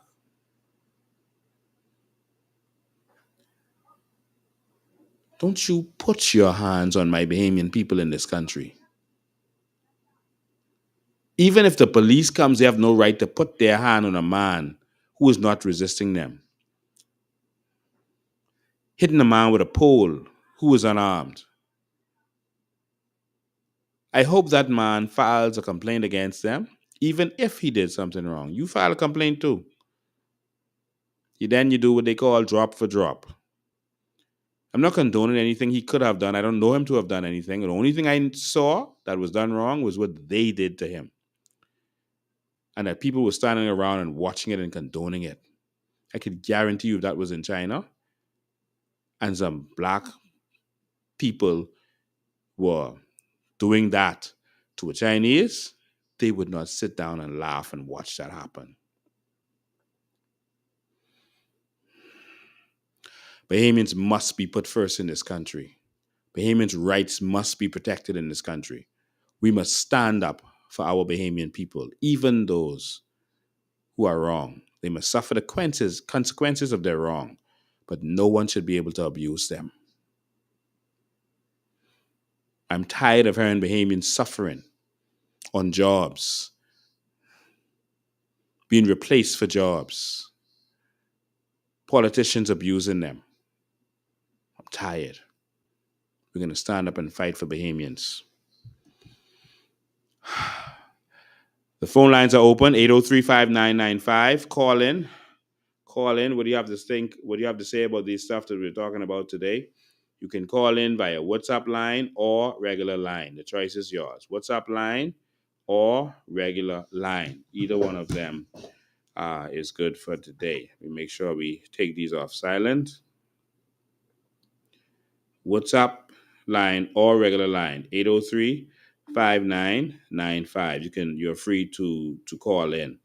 Um okay, line's going already. Good afternoon, you're live. You're live. Hey, how you doing, Lincoln? Thank you so much for whatever you're doing for the Bahamian people. Now, before I wanted to be the first to call in because there's also a video circling that I saw by now. Everybody should have seen it, where the Haitian man and article talking about how stupid Bahamian people is, and they're Haitian people buying up the land. You saw the video? Mm-hmm. I did. The fact that that guy, I opened up my eyes wide when I saw the video, that he was front center dancing up with the PLP, and the fact that you talk about our Bahamian people that way, that right there should be called for a strike, for a march from every Bahamian. That right there signifies what is happening. That is proof that, I don't know if all the Bahamians I saw, every Bahamian didn't hear it, but that's what needed to be circulated so every Bahamian can see what they think and what they talk, how they talking about us, how they buying up our land and calling us stupid and marching with brave. Y'all have a good day. Yeah, thank you, man. He's correct. What started to happen was what Loftus Roker predicted. If you let the foreigners come in for labor, they're going to get all the job. Eventually, they're going to have all the skills and the experience, and they're going to start to replace you. Initially, they're going to be cheap labor, and then once they start to replace you, and they have all the skill, it's going to be more expensive labor, and that's starting to happen now. So there's now starting to be expensive labor, so they're not as cheap as they used to be. They could be cheap before because they didn't have to worry about mortgage and rent and the kind of stuff that Bahamians have to worry about. It's exponential now. All right, and so our children are being pushed out. They're being pushed out, and they're being replaced by these people. And so when these people now have the job market on lock, the contracts on lock, and then they have the underground on lock. All right, underground meaning they illegal immigration. Each of those heads that come on that boat is about $8,000. The number man don't make $8,000 from you a year. All right, so this is bigger than numbers. The drug dealer don't make $8,000 from no individual in a year. This is huge business. All right, and so that's why they have so much money. The drugs is going from Colombia to Haiti, etc., because there's no law in Haiti, and so they control the drug money, the gun money, and the gangs are taking over in Turks and Caicos and in the Bahamas. A lot of these wars you see, that's the war that's going on between our Bahamian sons and these foreign criminals, and so they are controlling the streets, and they have the government working with them because they're getting paid. This country is in trouble. And so we have to stand up and do something. Where I'm marching is to the polls. I'm marching to the polls, ladies and gentlemen. They want you to just go in the street and march, you know. They want about that. Good afternoon, caller, you live. Good afternoon, Mr. Bain. Good afternoon. Mr. President. Yes. I don't know if Bahamians have been listening to the radio. We are now overrun with the Haitian nationals, but it's saying that Fred Mitchell just signed on to something to allow Filipinos now to come into the country. Yes, So they could always come in the country. The Filipino government is making governments. If you want a Filipino to work in your country, they have certain rights. So their government is working on their behalf. There's certain things you have to do, and you have to treat them a certain way for them to be able to work in your country. Their government is looking out for them. Wow. Well, Michael, I have a source, director. She was working at a Filipino company over here, and then she spoke out against the way that they were treating Bahamians, and because they were firing the Bahamians, and right after she spoke up about it, they fired her. Tell her to vote COI and tell her to get everyone she knows to vote COI. That is the only solution. These politicians are corrupt. They get paid off by these people who own these companies, and they will never look out for the Bahamian. The Bahamian always loses when it comes to them, every single time. Put me there and watch me fight for the people in this country and empower the people in this country so I don't have to fight for them. The present Minister of Health, his wife is a Filipino. Yes. So then they Bahamians are so disenfranchised in their country. Me personally, I'm a Bahamian. I'm 60 years old. I feel like I snuck into the Bahamas to live. I feel disenfranchised in the land where I was born. That's how I am feeling right now. Wow. Mr. Barker, I live in South Beach. He came to the house for Mother's Day. I was standing outside, and then one of the ladies came around, and she brought a basket to me. And I mentioned to her that I've never seen him. So she called him right there and then. Shortly after she called, he came to the house. We told him that we were unemployed. He asked the numbers and everything. And I'll give you a call back. We still waiting for the call. Wow. We still waiting for the call. So they're into Bahamian people. I am a Bahamian. You represent the people of the Bahamas. Yeah. So everyone has the right to the Bahamian tree of life. Why to treat people in that like manner? Yes. Thanks for your call, man. The only solution is to remove the PLP and FNM. Thanks for your call. I've been doing it from the last election. And Thank you. Thank you. God bless you. All right. Ladies and gentlemen, of course, the news didn't cover this, but the COI has started the process by giving notice to the House of Assembly that at the earliest sitting, we are going to table a bill, and that's going to be after the budget debate. We are going to table a bill for every Bahamian to be entitled to up to an acre of crown land. It is happening, and it is happening now. Ladies and gentlemen, I don't know if you heard me, but I see some ridiculous news reporting lately. Ridiculous news reporting. Adrian White said, must be 6 or 7 lines of a Buju song. Buju moving like a nuclear. That's all he said. That actually made the news. That made headlines. But a member of parliament declaring that that they're going to table a bill to entitle every single living Bahamian to be entitled to an acre of crown land, the news run from that. Y'all watching what's happening? They run from that. They play like they ain't even hear that. If Michael Pinter had said that, that'd have been all over the place. If Brave had said that, all over the place. They are taking stupid statements by the politicians and making headline news with it. But anything that's to empower the Bahamian people, they are ignoring or fighting it down. Y'all better wake up. I just want to reply to this comment right here. It says, we will have to hire Blackwater to help us to remove the illegals. I am Blackwater. We don't have to hire nobody.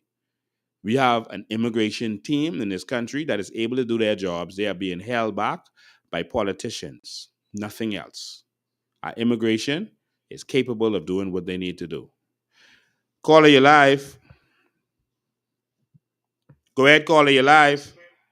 Good day. Yes, Mr. Ben, I just want to reply to that man that you said, that Chinese man with a gun in his hand, beating a Bahamian man. You know what? I haven't heard not one soul talk about that Chinese man had a gun in his hand in a community. But they went out there and take your gun from you was in a land where no community is. I want you to think about that. Wow. That is very serious. It is. It is. You know, that gun could have gone off and shoot anyone inside that community. But not one soul made a comment about that Chinese man had a gun. But they made all kind of noise about you having a gun and not a community. In the back of the bush on a shooting range. On a shooting range. That is very serious and something to think about, you know, Mr. Bain. Yeah. Anyhow, you have a nice day and continue on the fight. Thank you, my brother. Thank you, man. All right, ladies and gentlemen, 803-5995 is the number. 803-5995. Should have put it up there. 803-5995. You can call regular line or WhatsApp call. And so, ladies and gentlemen, to repeat, we are going to fight for every Bahamian to get 1 acre of crown land. What does that mean? What does that mean? I want you to watch. You see how quick they was to second that bill that we did for the fire problem? What I want you to watch is whether they second this bill to empower Bahamians. That's what I want you to watch. Let's watch that. Okay, back to the phone lines. Good afternoon, caller, you live. Hello, Mr. Bain. Hi. Hi, I first want to thank you for the historical insight that you shared today with the Labor Day, because literally I was calling it the PLP Labor Day parade, because that's Yes. what it's transformed into. I want to thank you for that. Hold the It was line, very caller, you next. informative. Yes. And I also wanted to mention, because, you know, we listen to both the FNM and PLP, and, you know, I do my own commentary on Facebook, whereas when I have Vision 2020, that was basically given to the general public, I believe 15 years ago, 15 or 10 years ago, just before we did the rematch. And I can't wait to read that. I'm going to get it because they promise us a better vision for the country. It's about 15 years late. And it's not just them going in the House of Assembly, like, you know, now for the last 3 years. Almost 15 years, they had a vision for the Bahamas. It was called Vision 2020. And we're asking the only economic body that led and also was in opposition. Where is the vision, and why haven't they completed after Vision 2020 wasn't done by the FNM. Vision 2020 was an independent project that was done by John Boswick. I assisted him with a lot of the content in there. And so I know that by heart. All right. But he wasn't presenting that as an FNM. He was presenting that as John Boswick providing Vision 2020. I think he was doing it with a view to eventually moving to leadership by showing he was presenting some vision, but then he got in legal problems. And so, well, bullets. Yeah, bullets. See, even by just saying that, I don't care who wrote it, the fact that it was presented under the FNM, they promised us way back, last 15 years ago. Well, what happened? What happened? Nobody could do a vision and get it done to completion? Well, also, and I like I said, I was there at the release of that at the Hilton Hotel, and no one, I don't remember any leaders of the FNM being there at all. And so it was shameful. But again, the PLP was paid, I think it was about $500,000 by the IDB to do a vision. Because if obviously if you have to keep borrowing and you're stuck on borrowing, you you need a vision, and the reason you're stuck on borrowing is because you have no vision. And so the IDB paid them to do a vision, and that's the vision that they keep talking about. This vision, this plan that they're supposed to be doing. That I mean, that was from Kayla's role was there, and so I think that was Jesus. That was in 2014 or something like that, about 2012, and all these years later, it has still not come to fruition. And they were paid to do it. The man, they took that money and that was that. And Yeah. then when I hear Sarandel, as you brought him up, and how he was talking, like you saying, that if you were to put his speech and put it in the House of Assembly today, it will still be relevant. So how much longer we need to be waiting? Yeah. Okay. Yeah. All right. Thanks for your call. I appreciate you. Call our cell phone, call you live. Hey, good afternoon, Mr. President. How you doing? Fine, thank you, sir. Continue the things you're doing, what you're doing, right? Hold the line, call you next. Go ahead, continue. You know, you have the world watching you, right? Yeah. You know, the world is watching you, and I think you are on target. No, sorry, I know that you are on target to really make a change in this country, like it's overdue for. You know, I mean, Mr. The late great the Randall folks, right? It's amazing why and why we don't have it the knowledge or the Bahamian people is not readily privy to the information as far as in the schools and I maintain that shit. We should have bulletin boards with this. Yes. I mean, just there forever, man. You know, and when it fades off, you replace it so that people can know the full contribution. But like in everything in this country, says that the politicians just want it for them. Yes. Right, the musician one time on this country on top of the world, and the politician took that away from them, right? And then they went inside the church right after that, and because the church was the refuge from that misery, Yes. and then they took that from them, and it says that anything once it say beneficial to the Bahamian people, it becomes an instant problem for the politician. It's an eyebrow raise. Nobody ain't doing that. But Mr. President, continue to do what you're doing, and everybody out there who is not registered, please go and get registered because you can't believe nothing what Brave David said. The one time we telling you, next year, and then on the next time we saying, get ready, it can be doing, get ready. Yeah. Thanks for your call. In fact, last election, Minutes said election until next year. A week later, he prorogued the House and then dissolved the House and called election. So we got to wake up. What's up, caller? You live? Hey, how you doing? I'm awesome. How you doing? I'm good. My name is Chantal Sherman. Okay. I was victimized for speaking up for kids about my time in the education system. I went live. Hold the line, caller. You next. Go ahead, continue. Okay, I would have went live on Labor State on behalf of justice for victimized persons that work inside the ministry. Right.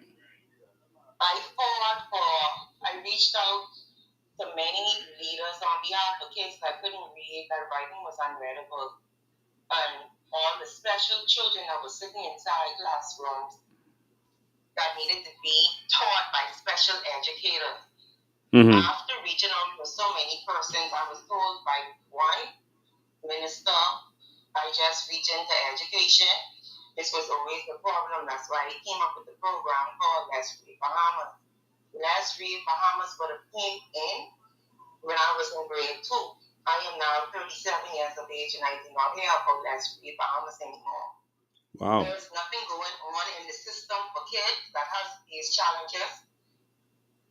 I also had a model whereby I would have made a post on Facebook after the Minister of Granbury Hammer donated masks to the school that I work to.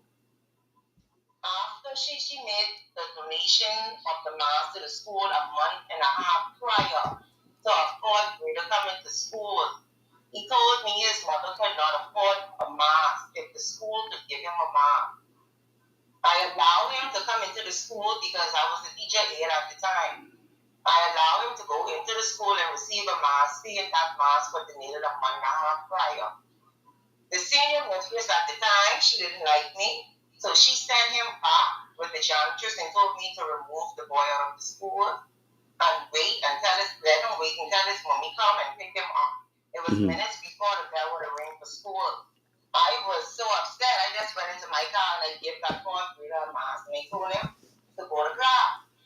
I then reached out to Ginger Moxie bodyguard at the time, Mr. Brooks, who was a friend at that time, asking him if the mask that was donated to the school, was it really real? Or if it was that these masks are supposed to be sold, because I don't understand why the school had the mask for a month and a half. And one child in the mask, and they can't give him a mask. I posted this on Facebook the next day, went to work. The school issued out the mask. After that, it was hell for me. They were not putting in my time for me to be paid. The senior mistress and her staff. It came to the point whereby I even was attacked in the school. What? I was told that the senior mistress, it is alleged that the senior mistress and the super district attendant, if that's his position, were lovers. And I believe it because the way I was handled, it had to be so. Nowhere in the world, I'm telling this man, these people are not spending my time. I tell this man how every time I go to the bathroom, these people would bully me, go behind me in the bathroom, sanitize as if I have a body odor. Mr. Bean, I am a person, I take very well care of myself. Yes. I don't have no scent problem, no problem. I had a book drive going on in Miami Gardens at the time because my cousin is Shannon Gargaro. At that time, she was Miami Garden City or what it is, not consular. Like she had a big post, so she was helping me do this book drive over there. Okay. Now, I was told by the super district attendant, along with the HR, I was not supposed to have a voice because I didn't even graduate high school. They did the background check on me. All I was supposed to be was a janitress or a security officer. Mr. Bien, the people with the masters, the bachelors, and the degrees, they ain't helping the children. Wow. They wasn't reaching out to leaders for help for these kids. You know, I have a nephew in Bimini. Let me tell you this story. And I have an organization I have coming up because I am a Bahamian model. Okay? Where I'm going into the communities and I allowing people to say their stories because a lot of people is hurt. Wow. Between PLP and FNL, people are hurt. Yeah. Yeah. And they walking around like they ain't playing with our lives. The government owed over $20,000 for me. The government doesn't even want to give me. They put me on a leave of absence with pay. They couldn't even tell me why I was on this leave of absence. They said I was investigated. Being investigated for what? For a whole year and a half, they keep telling me, don't worry, we can get to you. The pay ended up stopping in 2003 of April. When they put me on this leave of absence to pay, the pay had stopped. 2023. I keep going to the office, public service. I ask them, hey, I ain't collecting no pay anymore. What's going on? I keep coming trying to figure out when y'all replace me, what's going on. Y'all can't answer me. Still no answers. I say, okay, well, seeing that the pay stopped and I'm still home, Can you give me something so I could go to NIB and claim some form of unemployment and tell you I'll figure out what job to do with me? They said told me, Ms. Roper told me in the public service department, she cannot do that because I am not fired. 2024 last year, I became so upset and frustrated just keep reaching out to all kind of ministers. I started posting on Facebook about the Honorable Pia Clover role and how she is not helping me. I'm reaching out to her. I reached out to Glennis and Madam whilst I was going through the problem. They answer, but nobody else. Every time Glennis and Madam tell me to come reach out to the PS for education, she always in the hospital. She always, like, I don't know. I don't understand what's going on with her. I never heard back from the PS yet. Wow. Now, 2024, after me keep posting, one of the social media queens in the Bahamas, the well-known one, reach out to me and say, hey, why you keep talking about Pia? That's my girl. Let me see if I can help you out. I was trying to reach Pia Clover Road for a year and a half. This woman was in a whole another country. In less than 5 minutes, she could have got Pia Clover Road on the phone. Pia Clover Road is so intelligent. Listen to what she has to say to this lady. Because I keep reaching out to so many people, she don't want to help. She wasn't lying. I was reaching out to people. I was reaching out to Pinta. I was reaching out to Glennis. I was reaching out to anybody because nobody was helping. Nobody stood out. All right. After the social media queen spoke to Pia Clover Road, I kid you, no lies. In the space of 2 days, public service and labor board called me. Tell me to come and collect the letter. The letter says to me, I was fired effective April 2023. What? You ever heard anybody in your life told you they found out they was fired a whole year later? Wow. A whole year later, the people said I was fired. So now I have to get this something down from NIB now. To apply for unemployment at NIB, you know you have a time frame for 3 months. It's been a year and a half. I come to them saying now I applying for unemployment. So now they asking me, well, how come you just come and you supposed to come three months, but then you was fired? I say, miss, I'm just finding out I was fired a whole year. She said, I never heard this before. I say, miss, Wow. I never heard this before in my life either. Do you believe I was inside public service from 2017? To my knowledge, in 2027, I was fired from 2023. I received NIB 2025, February of this year, and all I received from NIB was $1,200, and I put in almost What? years of money. What? $1,200. And listen to this. Listen to this. When I applied was in 2024 for the NIB now. In Freeport, where I live. I keep calling, they ain't saying nothing. Guess where the check sit? For 5 months in Nassau office. I now had to write for that check that was sitting for 5 months to be sent to Freeport so I could receive $1,200. Wow. The government have over $20,000 for me, and they don't want to pay me.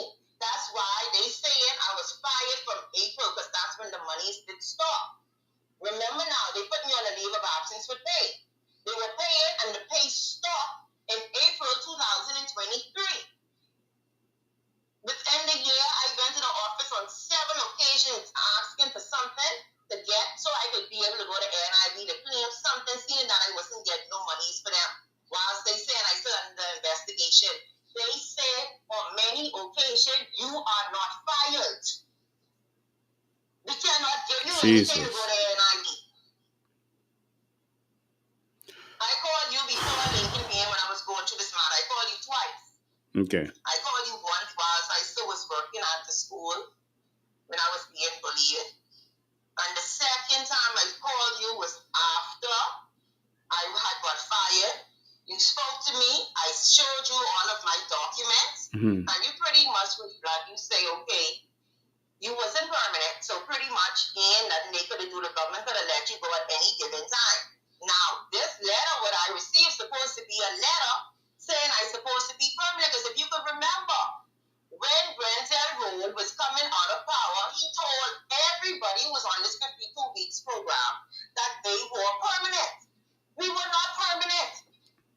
No. Everybody came from getting paid 2 weeks, bi-weekly to monthly.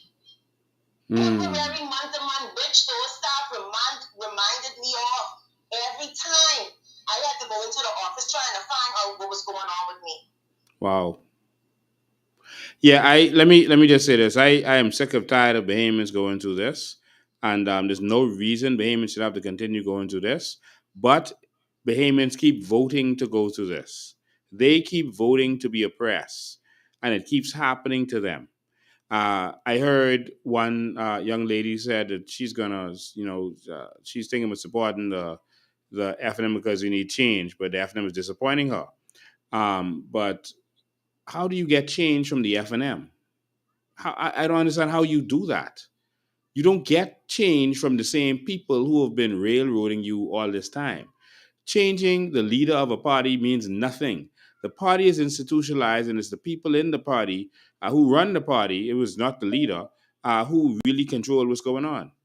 And so we really got to fix this. So, Mom, there's only one solution. You have to remove the PLP and the FNM.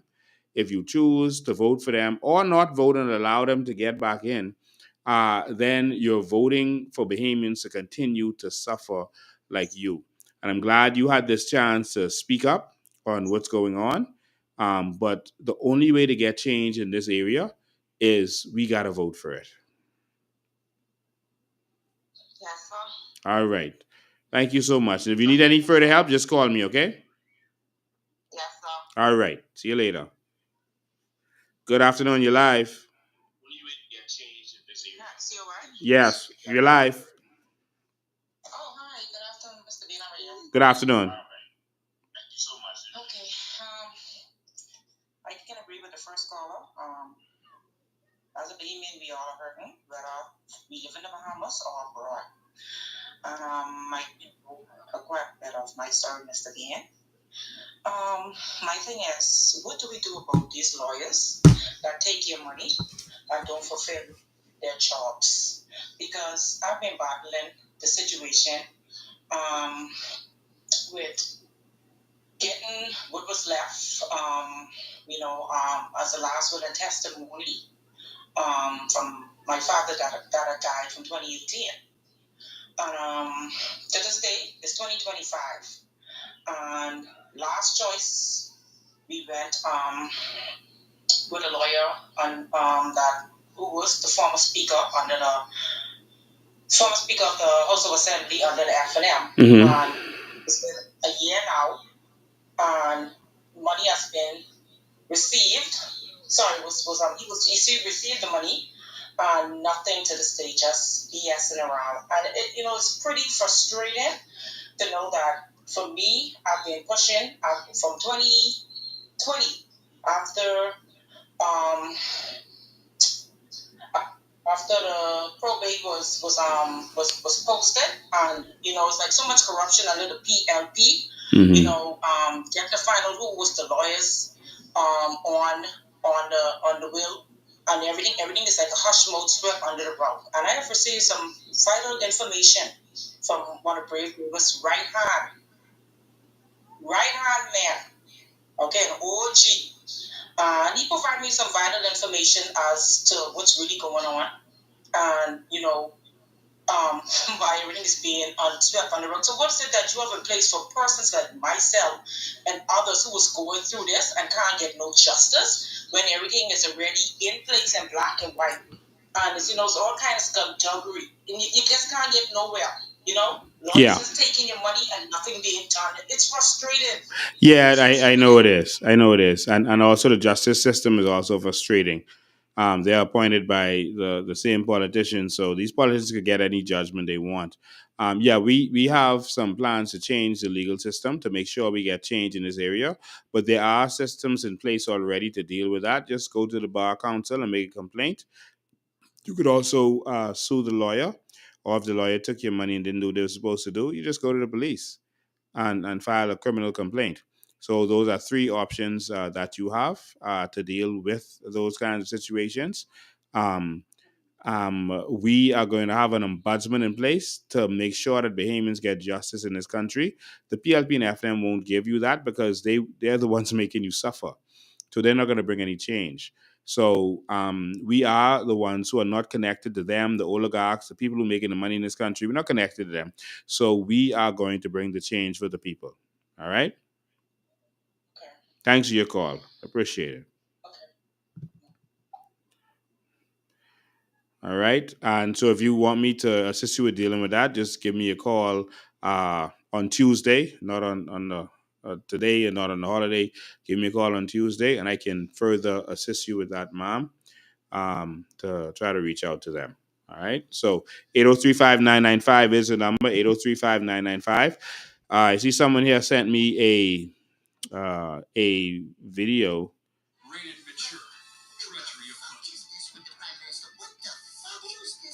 Oh, they cussing in this.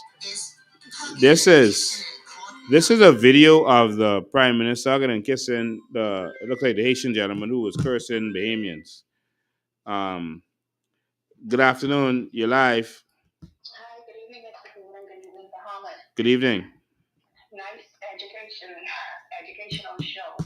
Thank you. Mr. Bean, I thank all of the citizens calling, and it seems like all of us are going through the same thing. You're very welcome. Is there anything else? Go ahead. But there comes a time where we have to take accountability as citizens in this country. Number one, we are already aware and educated on what both the political parties are doing in this country and to the people for years. The problem with some of us is that we are so divided. We are so divided. We allow our division and our differences to keep us separated to the point where we are so disassociated of what all of us are going through, and all of us are going through something collectively. All of us are, and we have to take accountability. We put these people in place. We need to hold them accountable. We need to keep their feet to the fire. So it's not enough to just complain about the failed leadership or corruption. We must also examine our own role, whether by silence, loyalty, whatever. But there comes a time when we have to say, you know what, enough is enough. My brother down the road is hurting. My mother down the road is hurting. And what is happening to us now? It is going to be worse for our children. The Chinese are beating us now. The Haitians are stealing our properties, our name. The government is giving away our sovereignty. But guess what? 5 years later, 10 years later, 15 years later, it's going to be more than that. It's going to be our children's lives. It's going to uptick. It's going to be our children's lives. So all of us who are listening now, who have strength in our bodies, who consider themselves patriotic Bahamians, who are nationalists, real Bahamians in this country, it's time to shut up and stand up. Go to the polls, vote. Stand up, volunteer, assist your candidate. We are all standing up for you, but it's time for us to stand up for each other and ourselves. We will not cry anymore. We're not going to beg the government anymore. We are not begging for our natural resources. We are not begging for land. We are not begging for our sovereignty. It's time for us to take this and put these crazy people in prison. It's time for us to take our country back. It's time for us to fly our Bahamian flag. So, my fellow Bahamians, if you have not registered yet, please go and register. This is going to be historic in this country. We are about to bring change and be a part of this change. Thank you very much, Mr. B. Thank you for your call. I appreciate it. Yeah, we got to sign up. We got to do something. Yeah. And so if that's who I think it is that Mr. Davis was standing next to, I can assure you that I would never be standing next to someone who says those kind of evil and vile things about the Bahamian people. That would never happen. But again, you will get what you vote for. And if you vote for it or you don't vote and allow it to happen, don't cry after that. Because a no vote is a vote for whoever wins. That's a part of the system. By not voting, you just say, okay, whoever wins, wins. All right? And you're supporting that. That's what a no vote means. And so you are just as much as fault. So don't complain. If you allow the PLP and FM to get in, don't complain after that. You just take it. I think we've gone long enough as a country to realize that they are no good. You heard the words of Sir Randall Fox in 1987, who made it clear that the PLP and FNM and their corruption and selling out to drug dealers and oligarchs is not the way. It's time for a new Bahamas. We've got to do something different with this nation. All right. So we've done over 2 hours today. So this is where can I go to register? You can go to register on 20 Williams Darling Highway, where Bank of the Bahamas used to be. The registrar has moved there. Of course, we had to go to their old location and fight for them to try to force the government hand to speed up to get them to move there. Want to say a special happy birthday to Marco Woodside. Marco Woodside, one of our supporters. She's celebrating her birthday this weekend. It's actually next week. She's celebrating. So I want to say a special happy birthday to you. God bless you. And of course, we love you. And ladies and gentlemen, like I said, we're going to have a big announcement next week. So make sure you're tuned in. We ain't playing with them. We come to take this country. We come for the whole hog. And so to all of our men, get in touch with the head of the men's association. All of our women, get in touch with your women's association leader. It's time. All right? Brave Davis and them have declared war. It's time for us to do what we got to do. Okay, we got another caller. Good afternoon, you're live. Good afternoon, you're live. Mr. Bean, one more thing. Yes. One more thing I wanted to add. You had some people, some Bahamian, not many, but some, but that's still enough to affect others, who said that they are not going to vote simply because they were hurt by two political parties. Well, we consider them one. But I want my people to know that at the end of the day, not voting, is committing an injustice against yourself, against our sovereignty. It's important to vote, okay? Our silence is a surrender to the things that is happening towards us. So please, your vote is the most powerful weapon that you have come election day. So please do not sit at home. Please go to the polls. The polls for the Bahamas is where the war takes place. Go register, get your IDs, and go to the polls and mark your X for change. You cannot take the risk of just sitting this out. Do not sit this out. Go to the polls and vote. Thank you, Mr. Bean. Thank you.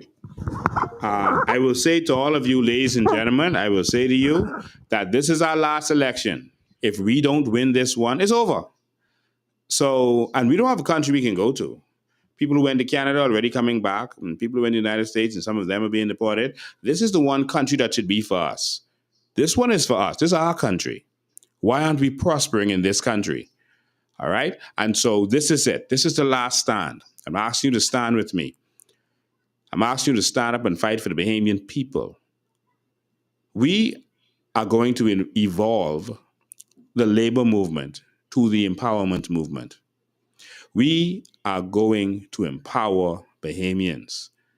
We're not fighting to be the labor anymore. We are fighting to be the owners of this nation. And that is what the fight is for. Ladies and gentlemen, I thank you for tuning in. Like I said, make sure you tune in next week. We got a major announcement. We've come to take our country back. Please go to our headquarters in Pinewood, and you can purchase your hats, your T-shirts, your car flags, get them out there. Please purchase them, support the movement, and make sure you are showing people, your family, etc., that you are serious about this movement. And so make sure that you get your paraphernalia. They're open every day in Pinewood from 10 to 3. So that's from 10 a.m. to 3 every single weekday. That's Monday to Friday. So make sure that you are there to get your paraphernalia. I'm starting to wear them every day myself when I'm not wearing my suits. So make sure you're a part of this. If we don't win this election, it's over. We're going to be outnumbered, and majority rules. I repeat, If we don't win this election, it's over. How much do you love your country? How much do you love your children? If we don't win this election, it's over. So you're going to see all of the dancing, fools out there. The FNM and PLP want to just have big parties to draw crowds and do the twerking. It reminds me of Kamala Harris. Do the, Pintad reminds me of Kamala's campaign, and Brave reminds me of Joe Biden's campaign. But they want to let you come out and twerk and shake up yourself and forget what's really going on in this country, forget what's important. No vision for this country. Pintad has again failed to produce any candidates, which means that they're not serious. But before I go, this is the last thing I want to say to you, and I'm glad you're still with me on this. And you can screenshot this and send this to Pintad because we're on to him. Let me make this clear to you. Pintad is not there to run to win the election. That may be what Brent Simonet wants, but he doesn't know what's really going on. Brent is being used.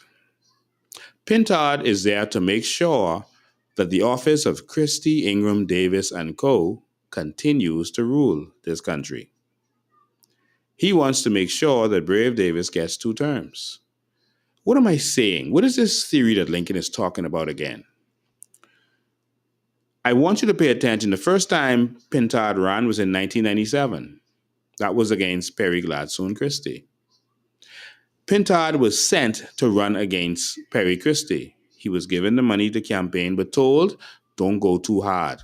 Don't spend a bunch of money. I've spoken to some of his campaign generals, one of whom is a campaign general of us now. And they said they were shocked that Pintad received the money from Ingram, but was told, don't put no money on the ground. Need Perry to win. And so Ingram was looking out for Perry by sending a weak candidate against him and making sure that candidate had instructions to don't go too hard. Pintad was then sent to run against Brave Davis in Cat Island. I want you to pay attention. Don't be fooled. He was then sent to run against Brave Davis in Cat Island, but to not go too hard. Even when the people started to be angry with Dave and be discouraged by him, don't go too hard. And that was to make sure that Christie, Ingram, Davis, and Co. was still there. When Ingram came to the FNM in 1990,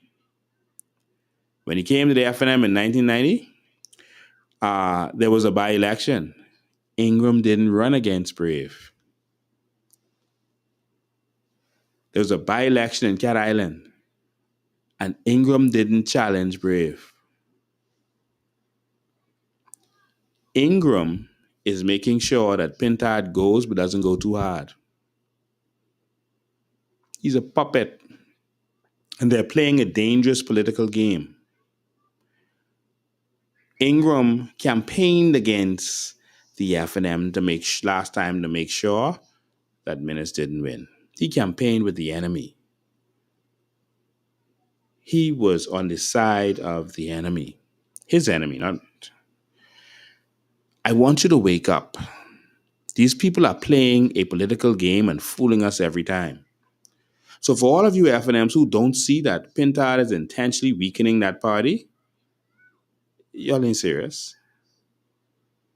Y'all are still caught up on nostalgia, but not realizing that your FNM is gone. I know that the PLP, Pinland's PLP is gone. That's why Brave is using blue now. He isn't under the yellow run. He's using blue. It's his party, as far as you're concerned. Pinland's PLP is gone. And the FNM of Cecil Wallace Whitfield is gone. There's a wonderful voice note that's going around now from Kendall Jitkalma talking about the FNM's fair. Y'all could wake up if y'all want to, or stay asleep if you want to, in the FNM. Pintad there to make sure Ingram, Christie, Davis, and Co., both of them get 2 terms. That's what his job is. Well, our job is to be the anomaly that they didn't factor in. They didn't calculate for this. We are the anomaly. We are the people. And we're going to do what we have to do. All right? Someone says the FNM is finished. Yeah. The PLP is also finished. If you want to continue in slavery, if you want to keep complaining about what's going on, then vote for them. If you don't want to get a hospital, vote for them. It's an easy choice. If you don't want a proper hospital, vote for them. If you don't want a proper healthcare system, vote for them. If you don't want good education for your children, vote for them. The easy solution. If you want the cost of living to be high, then you vote for them. Why the cost of living high? They the oligarchs. They making the money. Of course they want everything high. And you think the people who elections they paying for could do something to stop them? Just vote for them. If you want crime to continue to be out of control, listen, man, that's easy. You vote for them. You vote for it. If you want the immigration problem to continue in this country, then you vote FNM or PLP. Anyone will do. If you want the immigration problem to continue. If you want us to continue to have bad roads and traffic problems and a bad bus system, you vote for that. If that's what you want, then you vote FNM or PLP. Either one will do. You'll get it no matter which one you vote for. If you want more taxes, listen, if you ain't had enough of taxes and you want more of it because you just love to pay in a lot of taxes and a lot of fees for everything, like Randall Fox been saying, if you want that, then you vote for it. Pintard didn't tell you at the convention when he won that they're going to bring a more equitable form of tax. What are you talking about? Income tax. The PLP or FNM, if they win, will bring the income tax. So if you want income tax, what do? Vote for them. You vote for PLP or FNM, and you will get what you're voting for. It's simple as that. And so what you've been getting is what you will get if you vote for them. So all the problems Bahamians crying about, if you want more of those problems, vote for them. If you want change, change is there. You vote for change. Voting for the PLP is not change. Voting for the FNM is not change. How in the world are you going to get change from Pintard? Ladies and gentlemen, thank you all for tuning in.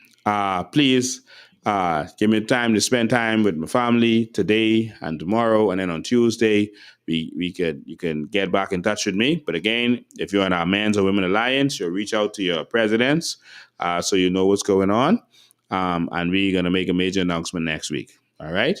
Ladies and gentlemen, the war has begun. The war to transform our nation has begun. God bless you. See you next time.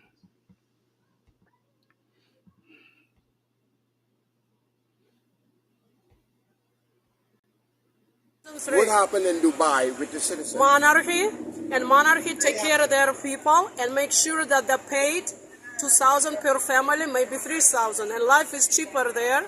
Life is cheaper, but all the Dubai citizens are paid, very paid. From who? From the monarch, from the king. From the king? Yeah, from the king. Wow. Money comes in through the government. The government distributes the money to the people. And there are no poor people. They're like only Dubai, poor people in you Dubai cannot be are poor. those that came No from poor another in country. Dubai. No poor in Dubai. Just like Kuwait. They get money, like almost like American Indian the casinos. The money goes out to the people. Okay? And let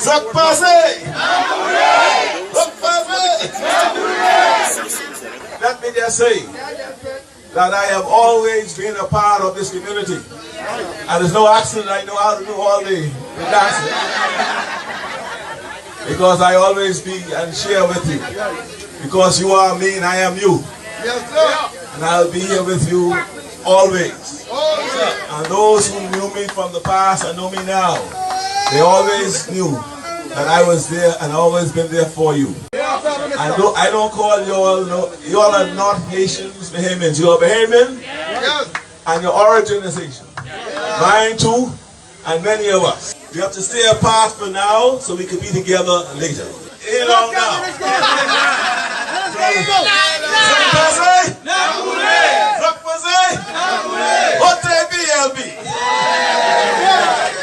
Are you all ready and willing to go?